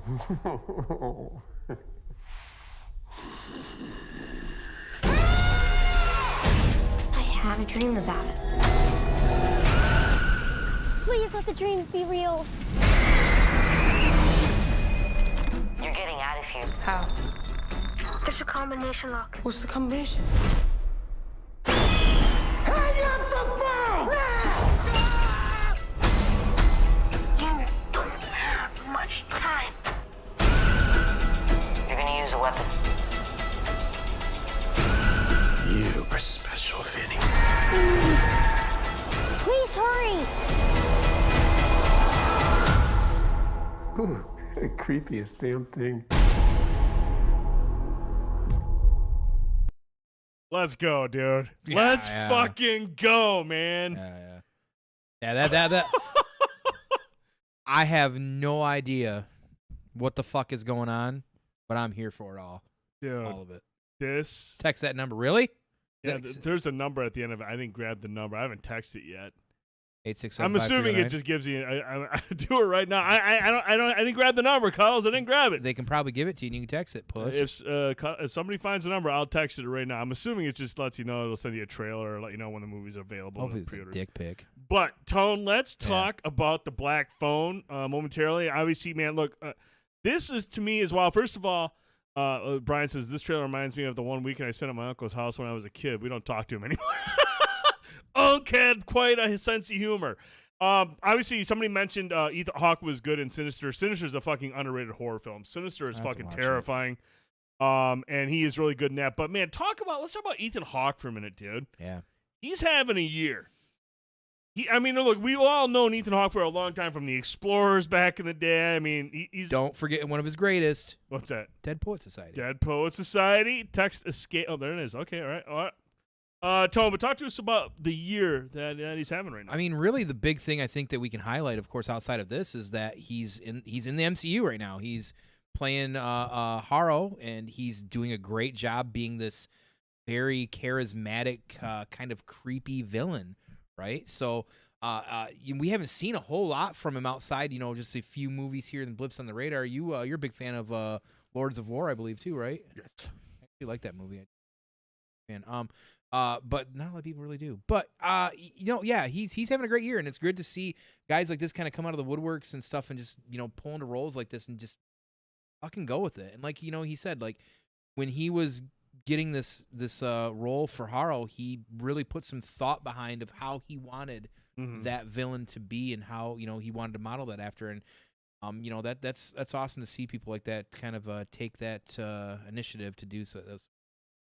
Yeah, no, he's having a hell of a year. That he's in the Northman, which is doing Northman. very well. Northman, yeah. He's doing really, really well in the Northman. Yeah. They announced a sequel to that too. Did they really? The Southman. Why we can't have nice things like a talk show. All right, so I texted the number, and it says, hello. It's the black phone. Thanks for taking action. Follow along, and we'll send you clues, links, and more. Just click the link to add yourself to the black phone, and remember, answer the call. And there's a link that says, add yourself to the community. If I click on that, it takes you to in the community, add your contact information. You better start getting like random texts. I'm going to give them your phone number and your name because I'm not fine. But there's obviously some kind of like a little meta game that you can play along with until launch. Oh, wow. Dude, like, look, I love Sinister. Even The Exorcism of Emily Rose is actually a pretty good horror flick. And then obviously the director worked on the first Doctor Strange. So got a good resume. And this, I would be shocked if with this movie's over, if this is not taking place in the Sinister universe. It has the same vibes, the same type of presentation. So I wouldn't be shocked if this is somehow tied to that universe. But if you have not seen Sinister, make sure you check that out. That shit is underrated. But this dude, we're going to see this on Thursday night when this comes out. We will be going to see this movie. And I just dude, he's so fucking creepy in that trailer. Like he's really creepy, and his Black name for what he did for the kidnappers, the Grabber, which I believe is Tone's nickname at the Red Horse on Tuesday nights. So that's I feel like that's where you can make your connection to this movie. I think that's really awesome. So don't walk by me. That's all I got to say. He's a fucking pervert. No, really excited for this movie. Looks like it's gonna be terrifying. And again, anytime you let Ethan Hawke kind of just do his own thing, that mask is so basic but creepy as shit. And my understanding is the mask can change the bottom half of it to represent his mood. So like that's a smiley face, but we see another one that's kind of a frowny face. And at the end of the trailer, he's not wearing the bottom part at all. So that mask can be altered to represent whatever his mood is or whatever his intentions are. So a cool little gimmick there. But man, again, just don't count out Ethan Hawke. I mean, the guy he's been doing it for a long time, and he's having himself a banner year. I'm calling it right now. I think the little kid that he kidnapped is actually a younger version of him, and it's some psychosomatic thing or something like that, and he's almost like he's training himself for some imaginary stuff, and then he becomes the Grabber. Oh, that's what I'm calling. That's heavy. You're going deep on that one. Okay, yes, I dig it. am. Now, this Sounds next like trailer is basically just a TV spot, but there's something about it that you and I wanted to talk about briefly, like just a weird choice for the Doctor Strange and the Multiverse of Madness. This TV spot dropped this week, and everyone was just kind of like, "Oh, you're just gonna put it out there like that." Well, then today, let's check out this TV spot for Doctor Strange and the Multiverse of Madness. Strange, it's time. In 10 days, nothing can prepare you for the truth. Everything you've ever known led you to this moment. Stephen Strange. The Illuminati will see you now. Marvel Studios, Doctor Strange, rated PG-13, see it in premium large format. Okay, why? Okay, now look, I know some spoilers can be, or some trailers can be a little spoilery. But one of the coolest things about this trailer, the first trailer for Doctor Strange when it first dropped, at the end of Spider-Man No Way Home was that at the Super Bowl? Did you just burp? I did. Does it smell? Yeah, what the fuck was that? It smells like a cream pie. What did you have for dinner? Cream pie, baby. No, what did you really have for What did I dinner? have? Oh, at Burger King. I was gonna say it smelled like beef. What the fuck? He said he loved me. Can you blow it that way next time? You're always gonna catch that downgrade. You're always Christ. downwind, baby. But no, dude, a weird choice. You know, I think it was the Super Bowl one where we first heard Patrick Stewart's voice. Yeah. And everyone walked in and everyone was like, "Ooh, is that the Illuminati?" But everyone was kind of like talking like, "We don't know. Could it be? We Could should it be?" tell them the truth. And then we get this trailer and They were just there like, it is. Like, yeah. the Illuminati. We'll see now. Everyone's just like, "Huh?" So the question I have to that, is this a reaction because everybody kind of figured it out? I mean, is that why? Is that the interpretation that they're just like everyone knows who this is? Well, because remember Patrick Stewart for the first week after, he's like, I don't know, people. That do was me, impressions of but then he did confirm that was me, and then so either Disney said like, okay, well, we kind of outed ourselves on it, so you can go ahead and say it. So you can't like, yell at Patrick; he's like 90 years old. right? So is this all just kind of in accordance because of that? Like that's what I wonder, because they were already like, well, the ruse is up. Everybody kind of knows, like. Might as well just say it's it. just really interesting to drop this in a 40-second TV spot. It's such a weird choice. Yeah, and I couldn't help but wonder if maybe that was the case. Like everyone, if the Disney's just like, look, Patrick spilled the beans. Yeah, and but now here's the thing, man. I don't know much about the Illuminati. Based on the comics. Well, look at her dollar bill, you'll see it. Based on the comics. What does who is a part of the Illuminati? It's kind of floating, if I remember correctly. There's like 7 or 8 different members. Like you had Black Bolt on it, clearly Iron Man, Reed Richards, Strange, Professor X, and I know I'm missing a couple here or there, but at the end of the day, like MCU is always a little bit different, anyways, right? Sure. Just because T'Challa, the big one to miss. Yeah, T'Challa, Namor. I'm really Namor's not in Black Panther 2, right? So, it's a group of people that are really at the end of the day that make decisions that overall affect, Earth. Like, hey, these are the most powerful people or some of the most powerful people. Mm-hmm. They should be the ones kind of like making decisions, behind the scenes. Like the governments can't really do it because, what are they going to do, right? So, but in this, I'm assumingly, with the multiverse, I don't know if this is a group built through the multiverse or if this is like, is this one version of Earth where everything's already kind of together, which I hope. I'd rather that than the multiverse build them, Sure. because I feel like it has more impact to show that, okay, we're getting to the point where everything's cohesive, right? So I'd rather that, but we don't really know, of course. But at the end of the day, they're there to protect, really even realities. So I find it really weird, like for them just to out like that randomly, like it's a surprise and everybody kind of figured it out, but like. Did we really have to say it out loud? I just thought that was so bizarre when this trailer popped up, and I was like, "What? And really?" I'm gonna guess Mordo there is probably the Illuminati in the MCU too. I think so? Yeah, because he's the good one. Because we know in the original Doctor Strange, the other version of him is kind of a bad guy, or going that route, right? Which he eventually does, anyways. But yeah, I don't know. And then today, like outside of that, like for those of you out there that want to be spoiler free, stay away from anything that says Doctor Strange in the title, because Screen Rant, comic book resources, and other places are just outing with spoilers right now about certain characters that have been confirmed and certain things that have been confirmed as well too about Doctor Strange. So if you really want, granted, some of these things have already been kind of alluded and kind of suspected and kind of figured out by now. One is a really cool Easter egg that they did. That's probably the thing I appreciate the most about it. But the other two involve characters. It's like, dude, we're less than a fucking week away. Can we? Let's just keep it under wraps. Yeah, and I'm somebody who likes spoilers, and I don't like surprises. I want to know. Like, I'm ready for leaks. I want to sit there and contemplate or whatever. But I know not a lot of people are into that. So, like, don't do that for the general audiences. Don't do that for everybody else. And don't put it in the fucking title of your video. For fuck's sake. Like, yeah, like one of the title of it on Facebook and the CBR one was straight up like in the title. It's like, why the fuck would you do man, that? like that? Like, I understand. Look, if you have information to appease the people like yourself that don't mind leaks and shit, that's put one spoilers thing. on it. But don't look desperate in the process by putting the fucking shit right in the title. Totally circle jerking because each other. that's like, seriously, man, first that reeks of desperation. That reeks of like just like Clickbait. entitlement. and then you're also ruining it for a lot of people who don't want to see that shit. Like, seriously, man, I will never understand why Netflix put Hopper on the fucking teaser for season 4. From the first trailer. Yeah, the first trailer. He's in the thumbnail. I was like, dude, this trailer would have been a lot better had I not known he was going to pop up at the end. Like, what the fuck? Right.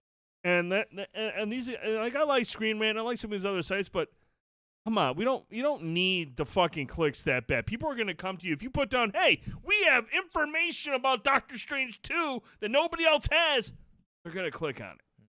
You don't have to put so-and-so is in this. It's just, that's fucking desperate, dude. I think that's weak as shit. Annoying. Very, Grow up. very Grow annoying. up. Grow up, God Grow damn it. up. All right, Tone's got to go tinky. We're going to be back, but we've got less than 10 minutes for... Less than 10 minutes. I mean, shit. Let me look at the giveaway thing real quick. Let's check real quick here. Make sure y'all are entered in, man. Hold up. Exclamation mark, enter to win. 1 minute and 23 seconds. Let me wait 1 minute, 20 seconds. Can you see do who the that, or winner are you is. going to piss on everything like a cat? Hang on, I might be going right now. We'll tinkle. Yeah, man. Everyone get in there. If you have not entered in yet, please win one of my T-shirts, and then you can wear my little cartoon all over. And exclamation point. Enter. Please don't get use it as a B&B cum rag. T-shirt. You have 1 minute. Or you can use it as a cum rag. That's fine too. Cum rag. This Whatever. show fucking sucks, man. This is low-hanging terrible. fruit all day. Yeah, it sure is. I love how the bot calls you out if you enter in more than once. It calls you out in front of everybody. Yeah, we get to see that, guys. Come on. Come on. You can only enter once, damn it. Right. Don't forget, we're getting in there. Less than a minute, more than likely.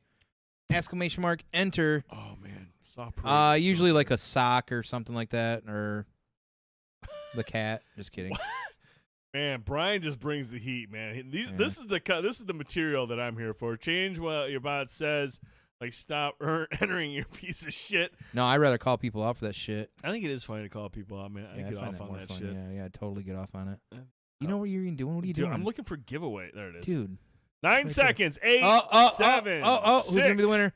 5, 4, 3, 2, 1. And our winner is...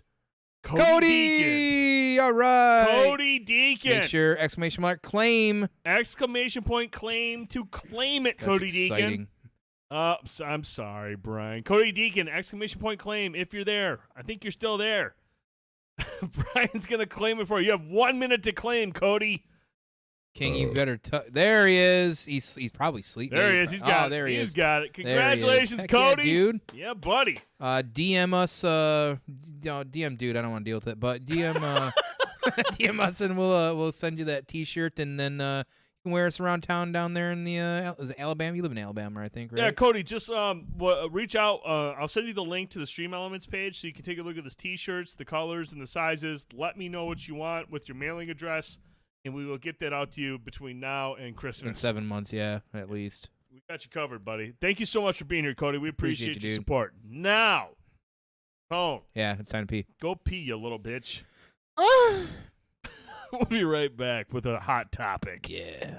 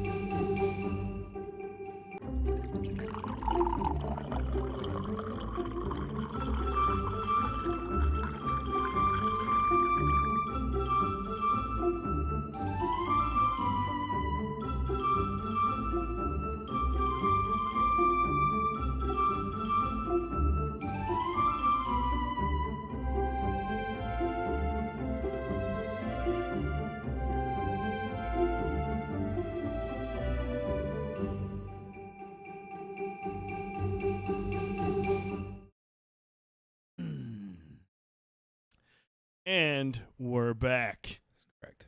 Good to go. On one tinky. So did you. Powdered his nose, and I did a line. All right. So now we've covered trailers. We've covered movies. Time to talk some TV shows, and we're going to lead off with the one and the only. Tone's favorite.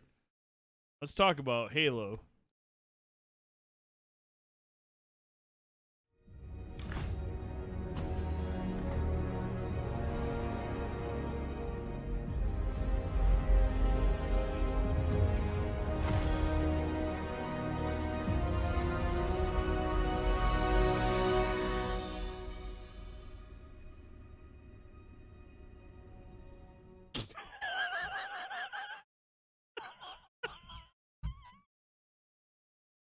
Yeah! Let's talk Halo the series, Tone. What's up, buddy? Well, he's already starting to he's turning a little bit red. Starting to get a little red. His eyes are glazed over. I had to stop myself from beating you with my microphone. Very honestly. That comes courtesy of our good buddy Drastin over at 7 Dungeons. He's getting better and better at his intros and his videos. I'd say he's pretty talented. Oh, we want an encore? Fuck it.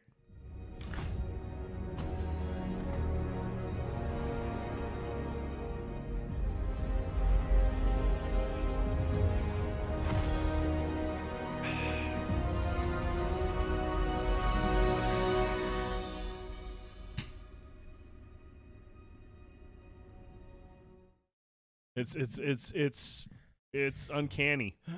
It's uncanny. Just woke the missus up. I'm sure she doesn't feel it's worth it, but that's okay. All right, let's talk about Halo the series. We're a couple episodes behind since our last show, but Tone, I know there's a lot of stuff you want to talk about with the development of Chief's character. I'm not reading that, Brian. On the floor, too, apparently. On the floor. No socks, no rags, just on the damn floor. His entire carpet is just like some... It's kind of just mushy. Yeah, it's like a swamp. Yeah. Gross.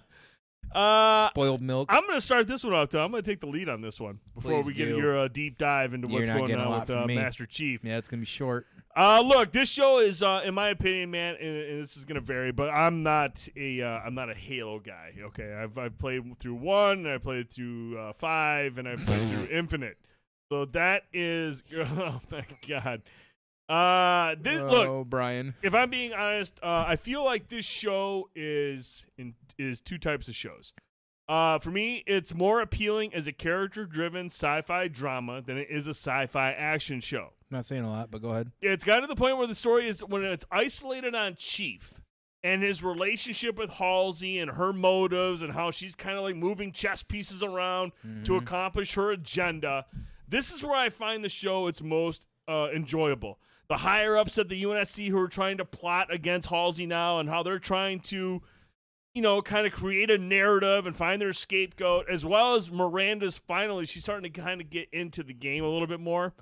She's been basically sidelined by mom and dad for the most part, but she's starting to get involved.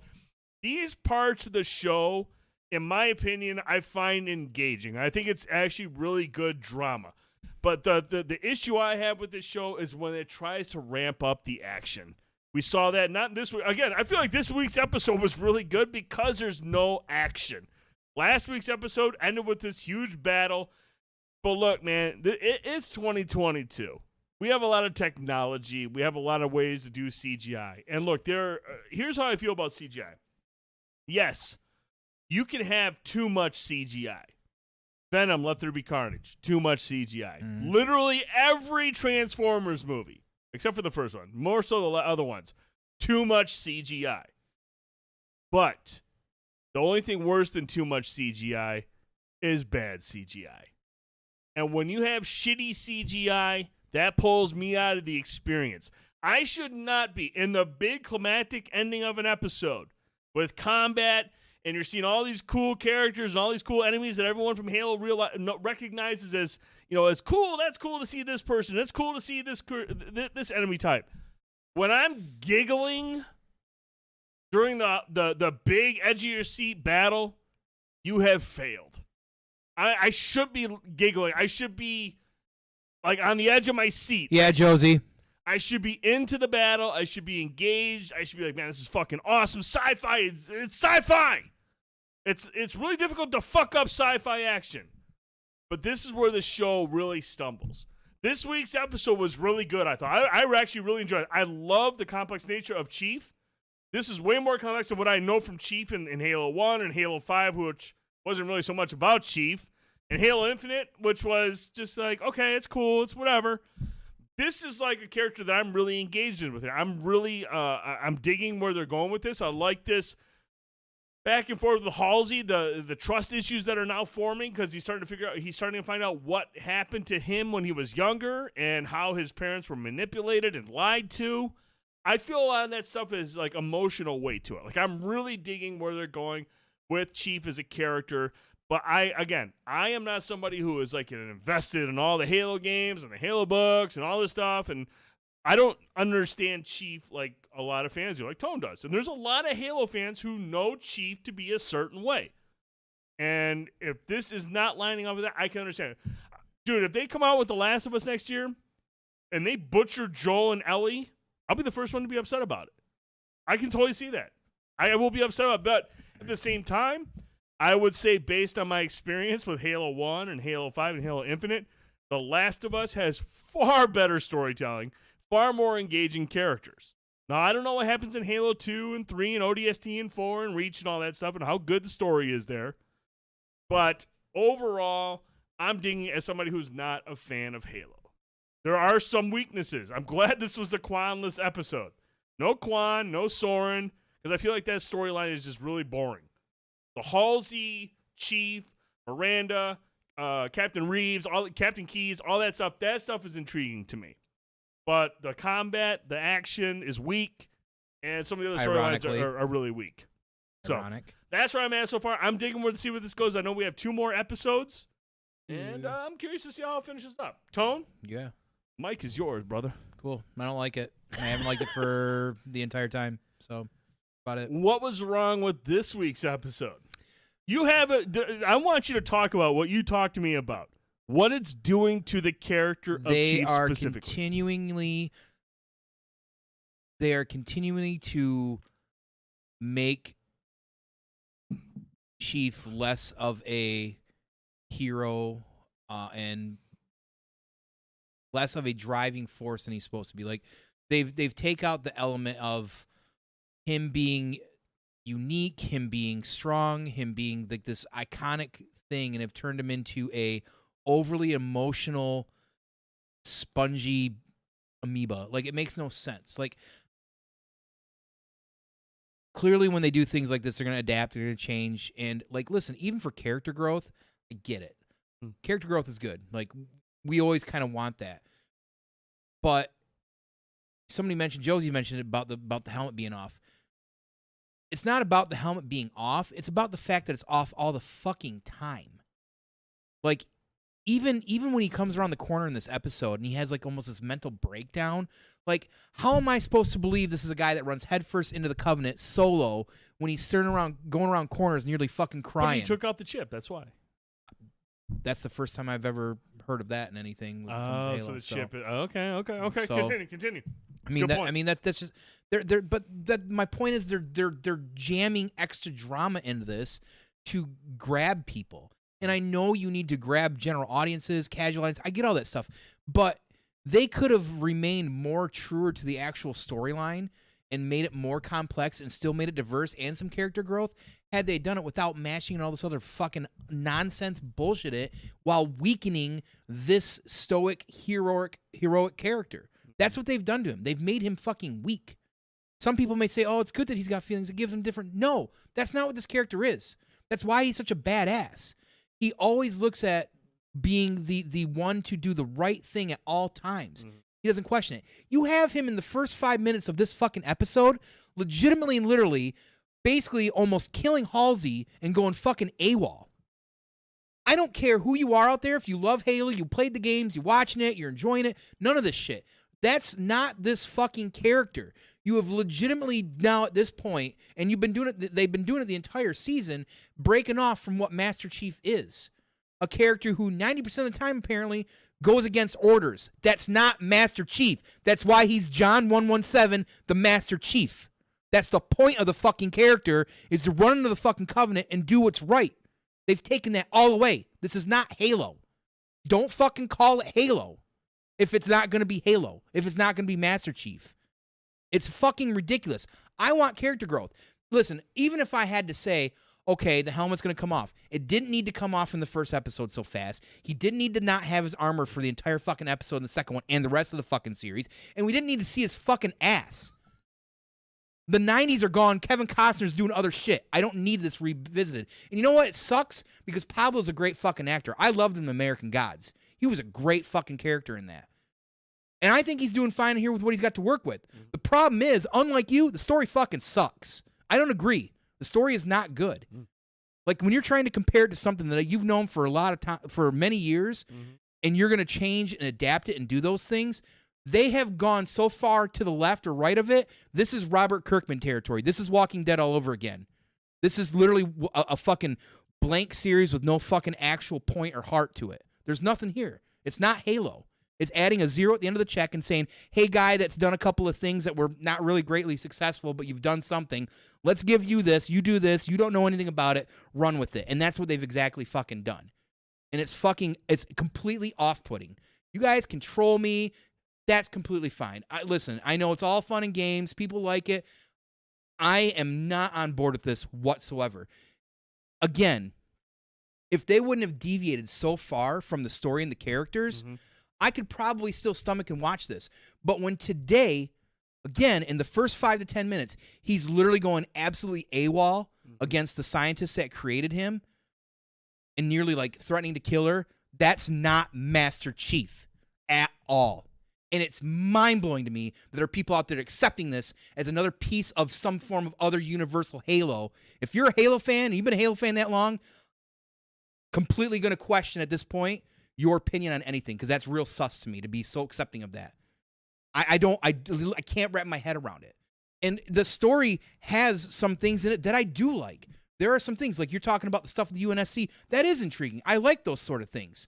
But even Halsey, all the stuff going on with her is so far deviated in some ways to where it was in the games that it's not anything that I can even like take objectively. It's too hard to do because, again, the character of Master Chief's been weakened. You weakened the fucking character episode 1 when he had his helmet off for half the fucking episode. That's not Master Chief. I'm sorry. I don't care if you want a more complex character. You can do that. You can build him later, but you don't do that sort of shit right away. And right away, it was like, this isn't Master Chief. This isn't Halo at all. And they just continue to chip away at that. And they do it the entire time. It's like I said last time, it's a massive middle finger to longtime fans. I mean, to have the helmet out constantly or whatever. And, you know, like, listen, I don't want to hear the argument you can't show emotion, you can't do the shit, when we've seen things like Judge Dredd and Mandalorian, and I'm sure many other things that have done that same shit out there, whether it's a bandana or something like that. That's a fucking excuse to just give you a reason to be okay with this just lame piece of shit you're swallowing. I can't do it. I'm sorry.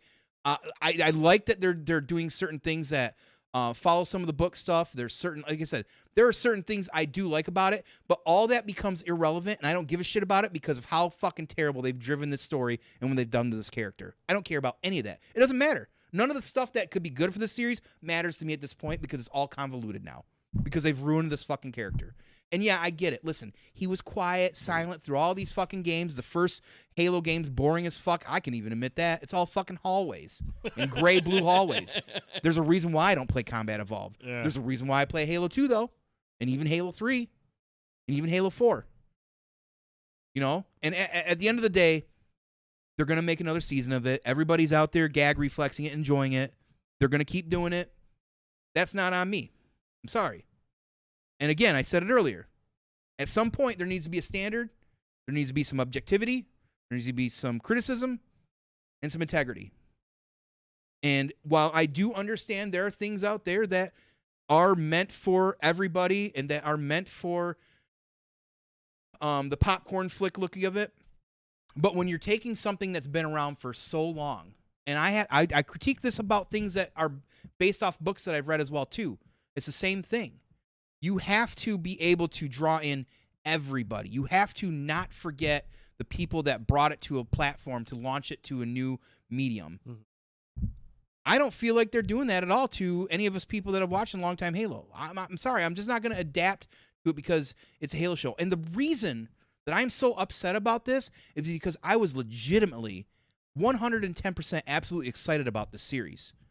Because just like anybody else, I wanted this to be a TV series. I wanted them to take the Halo series, get more in-depth on certain things, bring it in a little bit deeper. But still capturing, like, what made the characters so... Right, and they haven't done that at all. Some characters don't need to be like this super crazy, talkative, like, idealistic or realization or feeling having. Sometimes that's what makes those characters awesome. Dredd is another good example. Even Mandalorian. I mean, he's had some evolution, and he kept his helmet on most of the time. So all that argument's ridiculous to me. But at the end of the day, I know that I'm not alone. I've had some conversations, again, oddly online, with people that do agree with me. There's a lot of people on here that do not like this. They think they agree. They think the story fucking sucks. I think the story fucking sucks. There's too much of Chief being all lovey-dovey feeling thing. Like, I'm sorry that the Spartans were created to be more or less a machine and a weapon. And while I do appreciate the fact when a character develops, it's way too fast, too far from the character at this point that it's not Master Chief anymore. I mean, when I think of some of the conversations he even had in this episode, I'm like, this isn't even Master Chief. This isn't the same character. And like, I know the joke out there with Josie about Quan and stuff like out there. If anybody gives a fuck about that storyline, get your head checked. Yeah, it's a wash. It's a waste of time. It was just kind of like, it was hard to like buy into, and they've completely abandoned that storyline this episode. I mean, there's no mention of, which I feel gives the episode a better strength. Like, it's a better episode to follow. It's more interesting because you're following the most interesting character. You're following the most interesting storyline. The Quan thing either has to take off, or Soren has to leave her ass there and get back into the fray, because you can't have Bokeem Wimbine just sitting around doing nothing. The whole storyline with her, with that character and the security guy, the guy that takes over, that's like a secondary character and everything, the nerdy guy, trying to be this bad. It's the governor. It's campy and cringy as fuck, and it makes zero sense. Now, I know in big universes like Star Wars, you can do, small like things that live within their kind of world inside of a big world. But it doesn't fit here at all. It's nonsensical to everything that's going on. It's not interesting. It's just like what they did in fucking Mortal Kombat and had Cole help Scorpion fight somebody. You got Quan as a sidekick, and actually I think that Soren's character is one of the more interesting. I care more about him than I do Master Chief. Well, I mean, he's a pirate. He was an ex-Spartan. Like, his storyline potentially could be more interesting. Yeah, it could be more interesting. But he's now saddled with Quan. But exactly, he's saddled with Quan. Exactly. And the last thing I'm going to say about this was the ending of this episode when the realization finally comes out, and I don't care if you've seen it or haven't, you're going to get spoiled. I don't give a shit. Of him magically in imaginary dream world steps on the fucking Halo ring for the first time. That was all of a sudden, we're calling this the Halo, by the way, with these artifacts. That's how we discover it. Blah, blah, blah.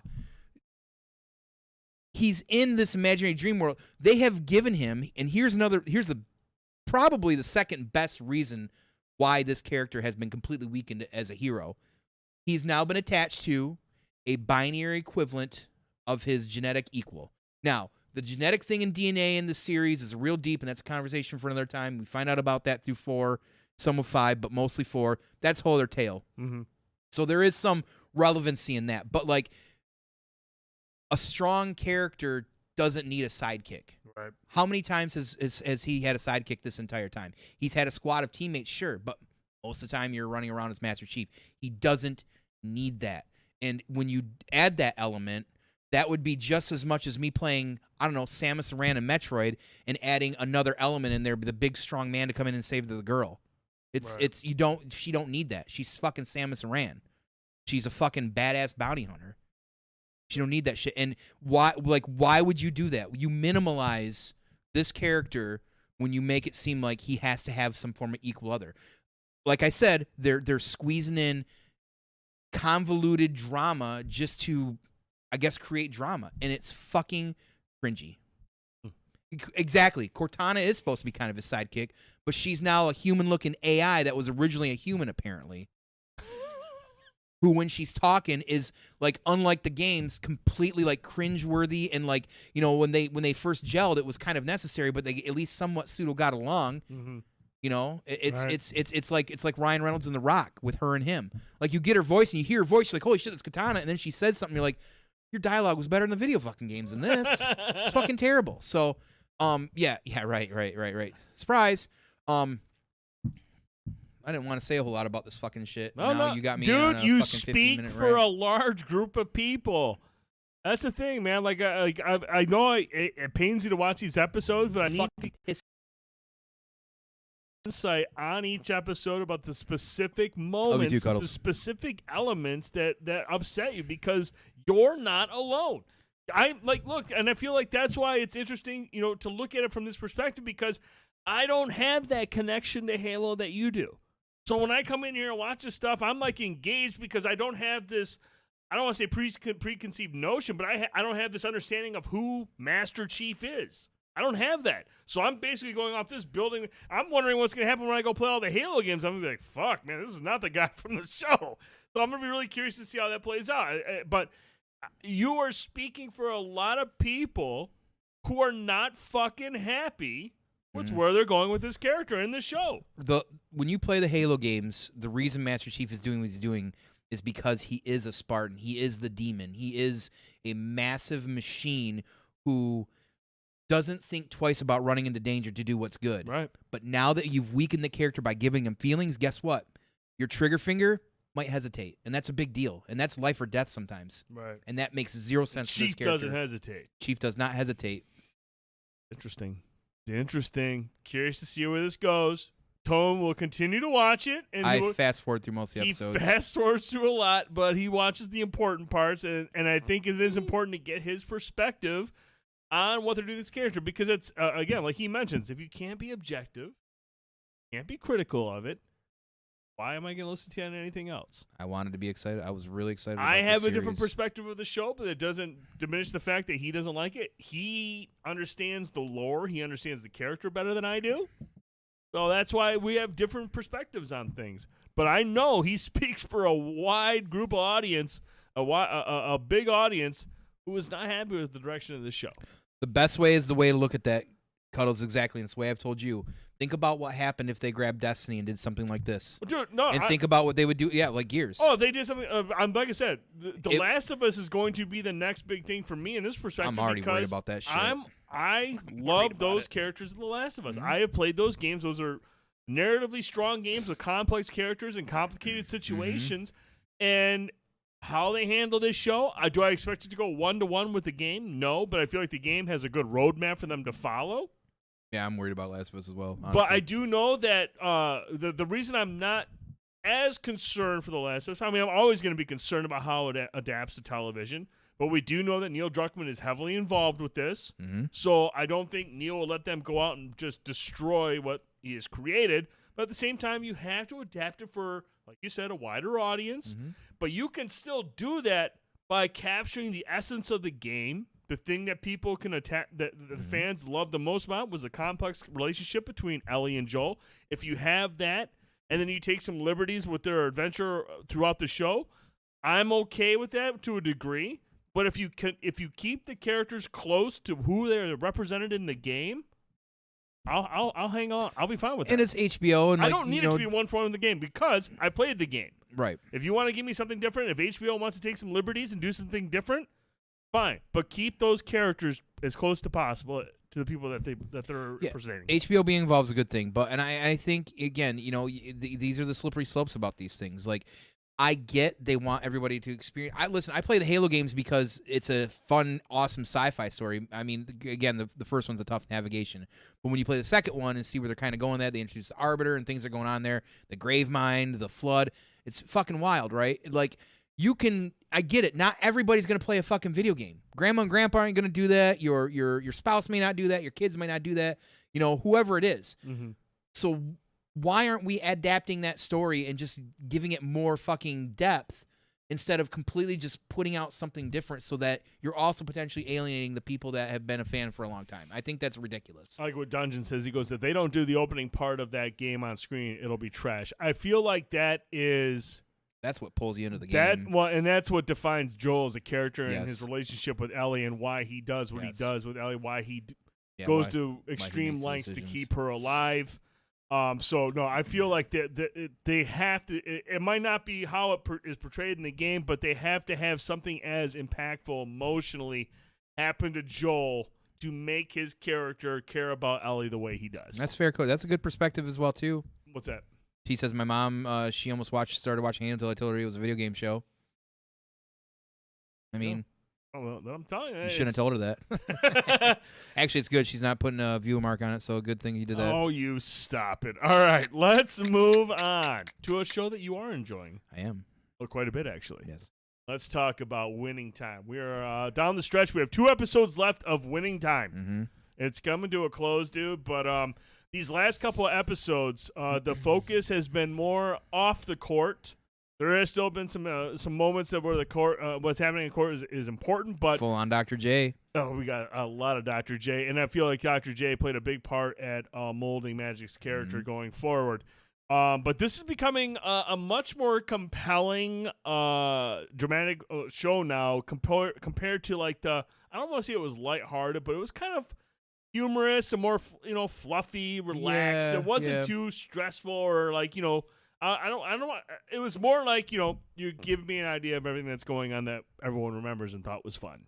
Now we're kind of getting into that dramatization portion of it where they're kind of adding the drama to it, and we're starting to see some of these characters at this particular point in their character arc where we're starting to see another side of them that we didn't really expect. I mean, up until this point, Paul Westhead was just kind of the goofy assistant coach, but now we're starting to see his character start to come into his own. Jack McKinley was this coach like, oh, he's smart, but he loves basketball. Now we're starting to see kind of his darker side and what happens when he gets pushed into a corner and how he treats the people that he says that he respected. And we're starting to see, again, Pat Riley, as portrayed by Adrian Brody. He's starting to show a little fire. Mm-hmm. And we even see Magic after some humiliation, after trusting people maybe a little too much. We're starting to see him understand the cutthroat nature of professional sports. Mm-hmm. Like, it's been a very sobering last couple episodes for a lot of these characters, and we're starting to see them, kind of go to another level with their storylines. Mm-hmm. Mm-hmm.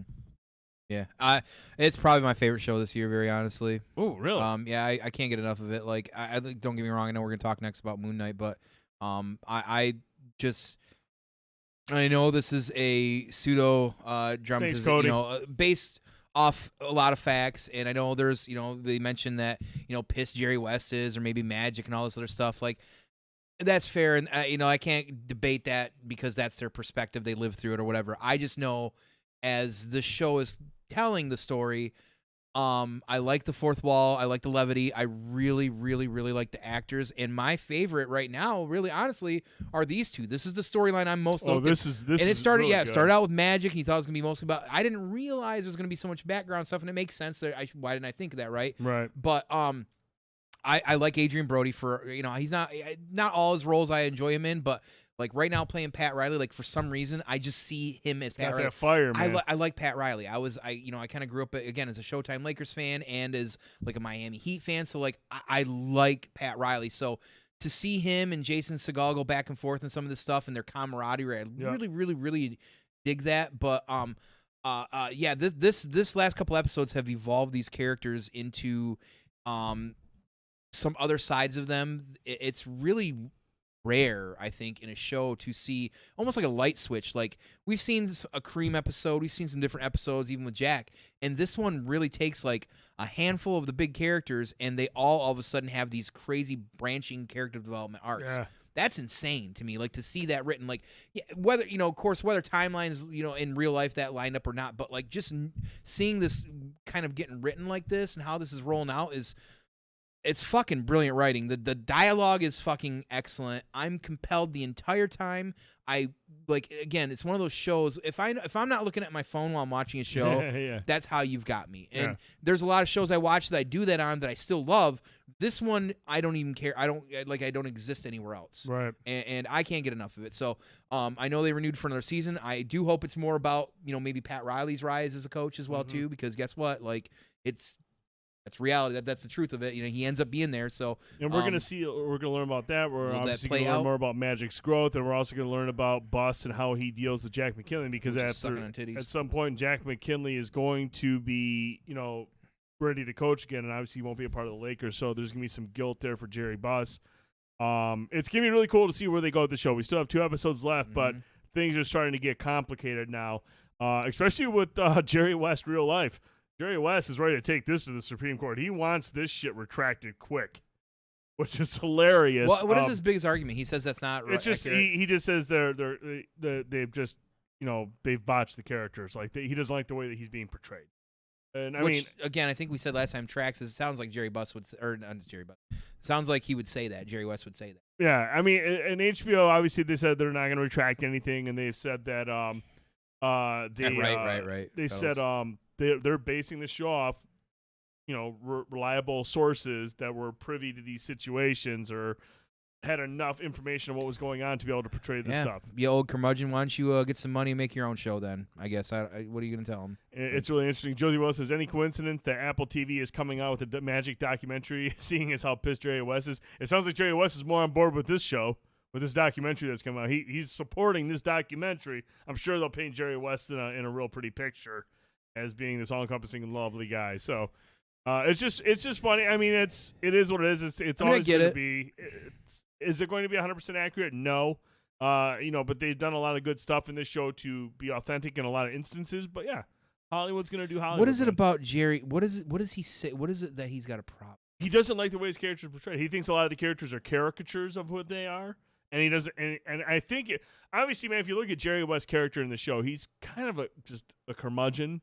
Which, I mean, but he doesn't want to be portrayed as a curmudgeon, even though there's a lot of things that indicate that he was. Right. He doesn't want to be portrayed as that. He wants to be portrayed as Jerry West, the hero, the champion. Yeah. Angry, privileged white guy. There you go. Not wrong, Josie. All right, moving on to our final topic. He's real Karen. Let's talk about a show that has just, I don't even know how to describe what this show has done, dude. But from the ending of episode 4 and throughout this entire latest episode of MoonKnight, this show is elevated to an entirely new level, dude. I mean, we have gone now from what was your typical like Marvel fare for the most part. I mean, it's a lot of the same stuff that you would see, a lot of same themes, same presentation, same type of build up. But then at the end of the last episode, when Harrow shoots, I think it was Steven at the time. Was he Mark? I want to say it might have been Mark. And he wakes up after he's shot and he's sinking into this water. He wakes up and he's in a psych ward where psych doctor Harrow is evaluating him, and now we don't know where he's at right now. We don't know if he's like in like this purgatory, and he's coming to dude. The way that this show has gone on to focus on the mental struggle of dealing with multiple personalities and how they go in to explore the origins of Steven and the heartbreaking trauma that basically brought him to the forefront. This show has hit a whole new level, dude, in terms of emotional and just like strong storytelling. Yeah. And we've seen Oscar Isaac just knock it out of the fucking park these last couple episodes. I mean, he's been good the whole series so far. But these last 2 episodes, he is now swinging for the fences, and he's crushing it. Yeah, and the funny meme I saw was Oscar Isaac works really well when he's working with Oscar Isaac. Like, it's pretty wild for him to be able to do that.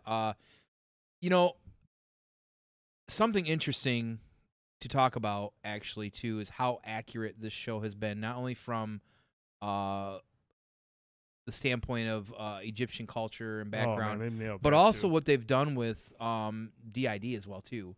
Yeah. And matter of fact, what I found out today, of course from Screen Crush, because I love Ryan Airy, is that DID is typically triggered by traumatic experiences when you're a kid. Yeah, oh, absolutely. And they absolutely, like, all that stuff all of that stuff with DID they've handled very, very gracefully and intricately, and it's been all very accurate. Yep. Because there's been some other instances I know in media where they haven't, and it's been very, it's been criticized, whatever. This has not gotten that kind of criticism, very honestly, and so far at least. So when you have some certain realizations about his trauma as a kid and where it started and everything, it's very, very like, what the fuck? And the scenes in like the psychiatric ward and stuff like that follow some real close comic book storylines. This show has done a very good job on following multiple storylines of Moon Knight, blending them in, so and it blending doesn't them feel in, jarring. right? And it's done a really good job from the writing standpoint. And listen, some people I feel like before this came out, people are like, "Who the fuck's Oscar Isaac? Or what does he do?" Like, and it's just like, dude, he's an award-winning actor. Yeah. Like, what are you talking about? Like, don't be crazy, right? Like, Oscar Isaac is somebody you attach to something if you want to see something do well, right? Like, unless it's Star Wars and he gets completely watered down, unfortunately. But he's really allowed himself to do some crazy acting across the board here. I mean, it's let him kind of go across an entire spectrum of he really acting. has. He really has.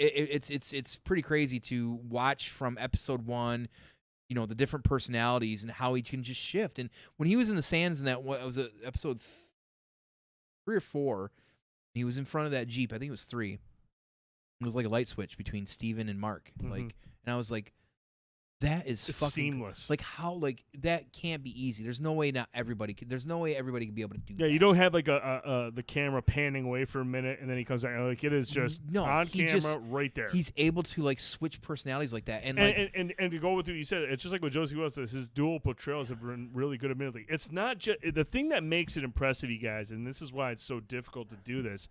Not only is it the accent. I mean, everyone's like, oh, the way he goes between two accents. Dude, it's not even that. It's body language.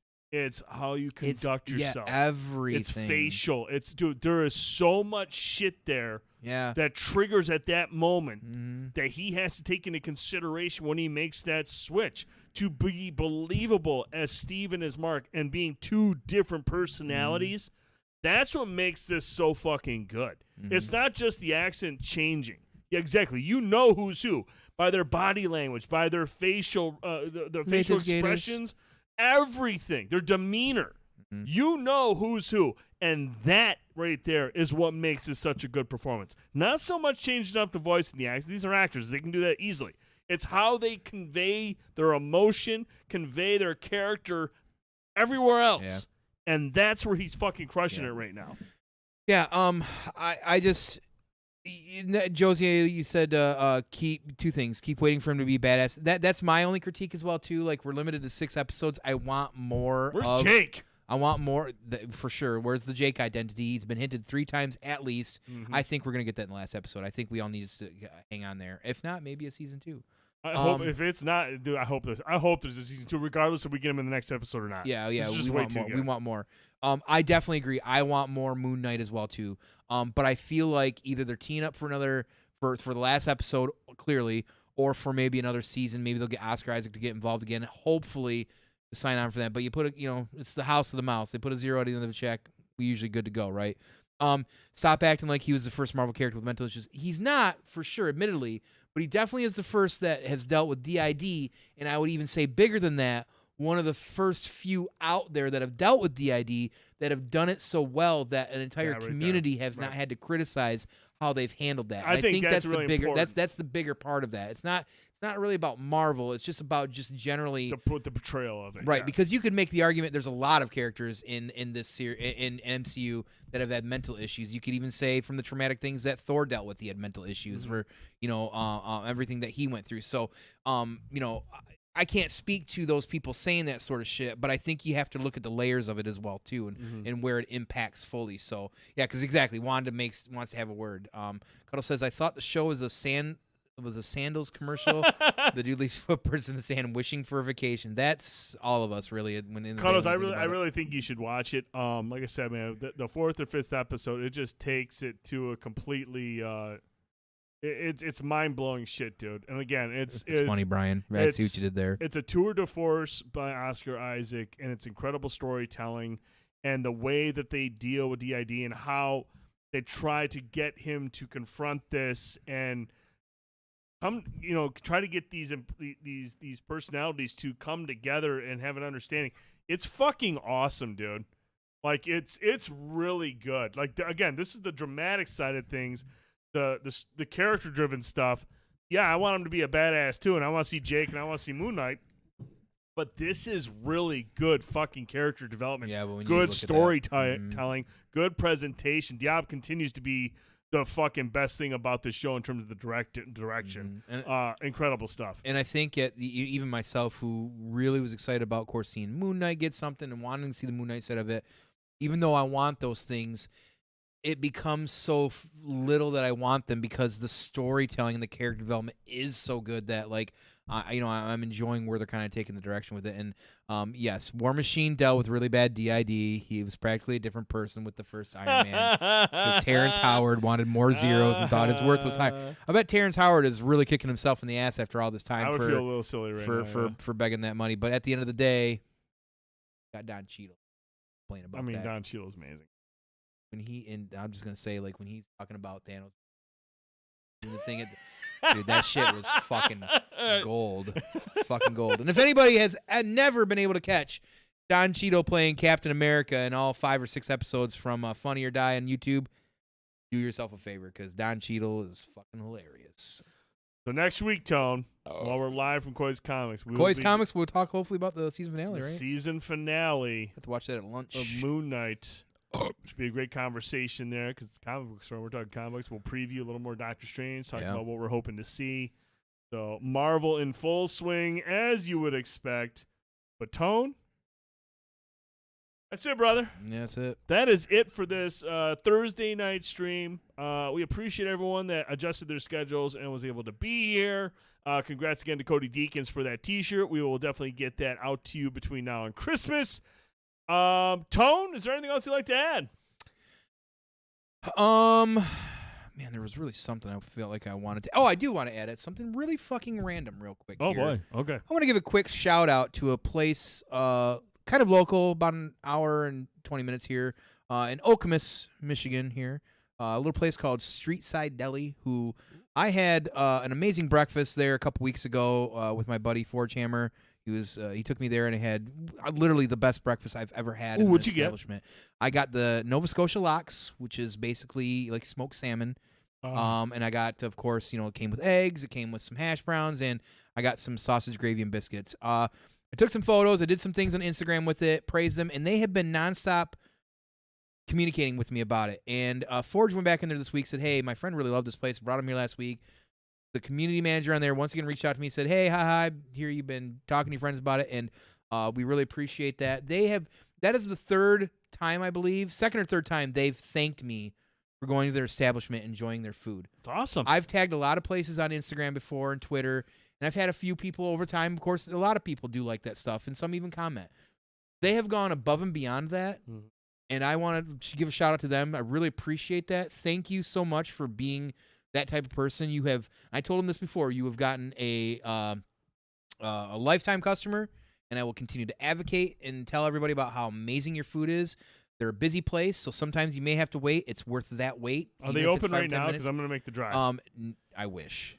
They have a dozen maybe different types of Reubens, but their breakfast is what I had, and it was absolutely delicious. So anytime you're in the Okemos area, stop through Streetside Deli, get some food. It's well worth it. I really appreciate you all being so thankful because that makes me feel good, and that's the kind of customer service, and it's even beyond that. That's the kind of things you do right in this world, and you're doing it right. So thank you for that. So that's all I got to say about that. I just wanted to throw that out there real quick. Other than that, of course, Koi's Comics next week, Wednesday, 8 p.m. We're very excited for that. Please be here if you got some time to be there. Bring watch your friends. us. It's going to be a fun show. Right, exactly. And again, as always, we appreciate your support. Please, if you can, do what you always do for us. Like, share, subscribe, get on YouTube, hit those bells, hit those reminders, wherever it is, Twitch, Facebook.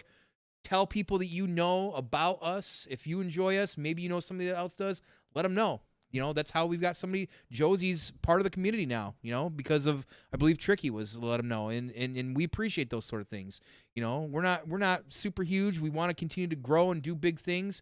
But that those little steps, we're just as thankful for. And we really appreciate the time that you give to us, because that is the most valuable of currency that we all have is time. And you share that with us, and we appreciate that. So, thank you so much. We really appreciate you. And dude, I'm excited for next Wednesday, 8 p.m. Koi's Comics. We're going to be in Koi's with comic books behind us, talking about Free Comic Book Day, Doctor Strange, MoonKnight, Halo. Whatever. No. Actually, no, we won't get a new Halo. We talked about this recently. The maker. So you get a week off from Halo.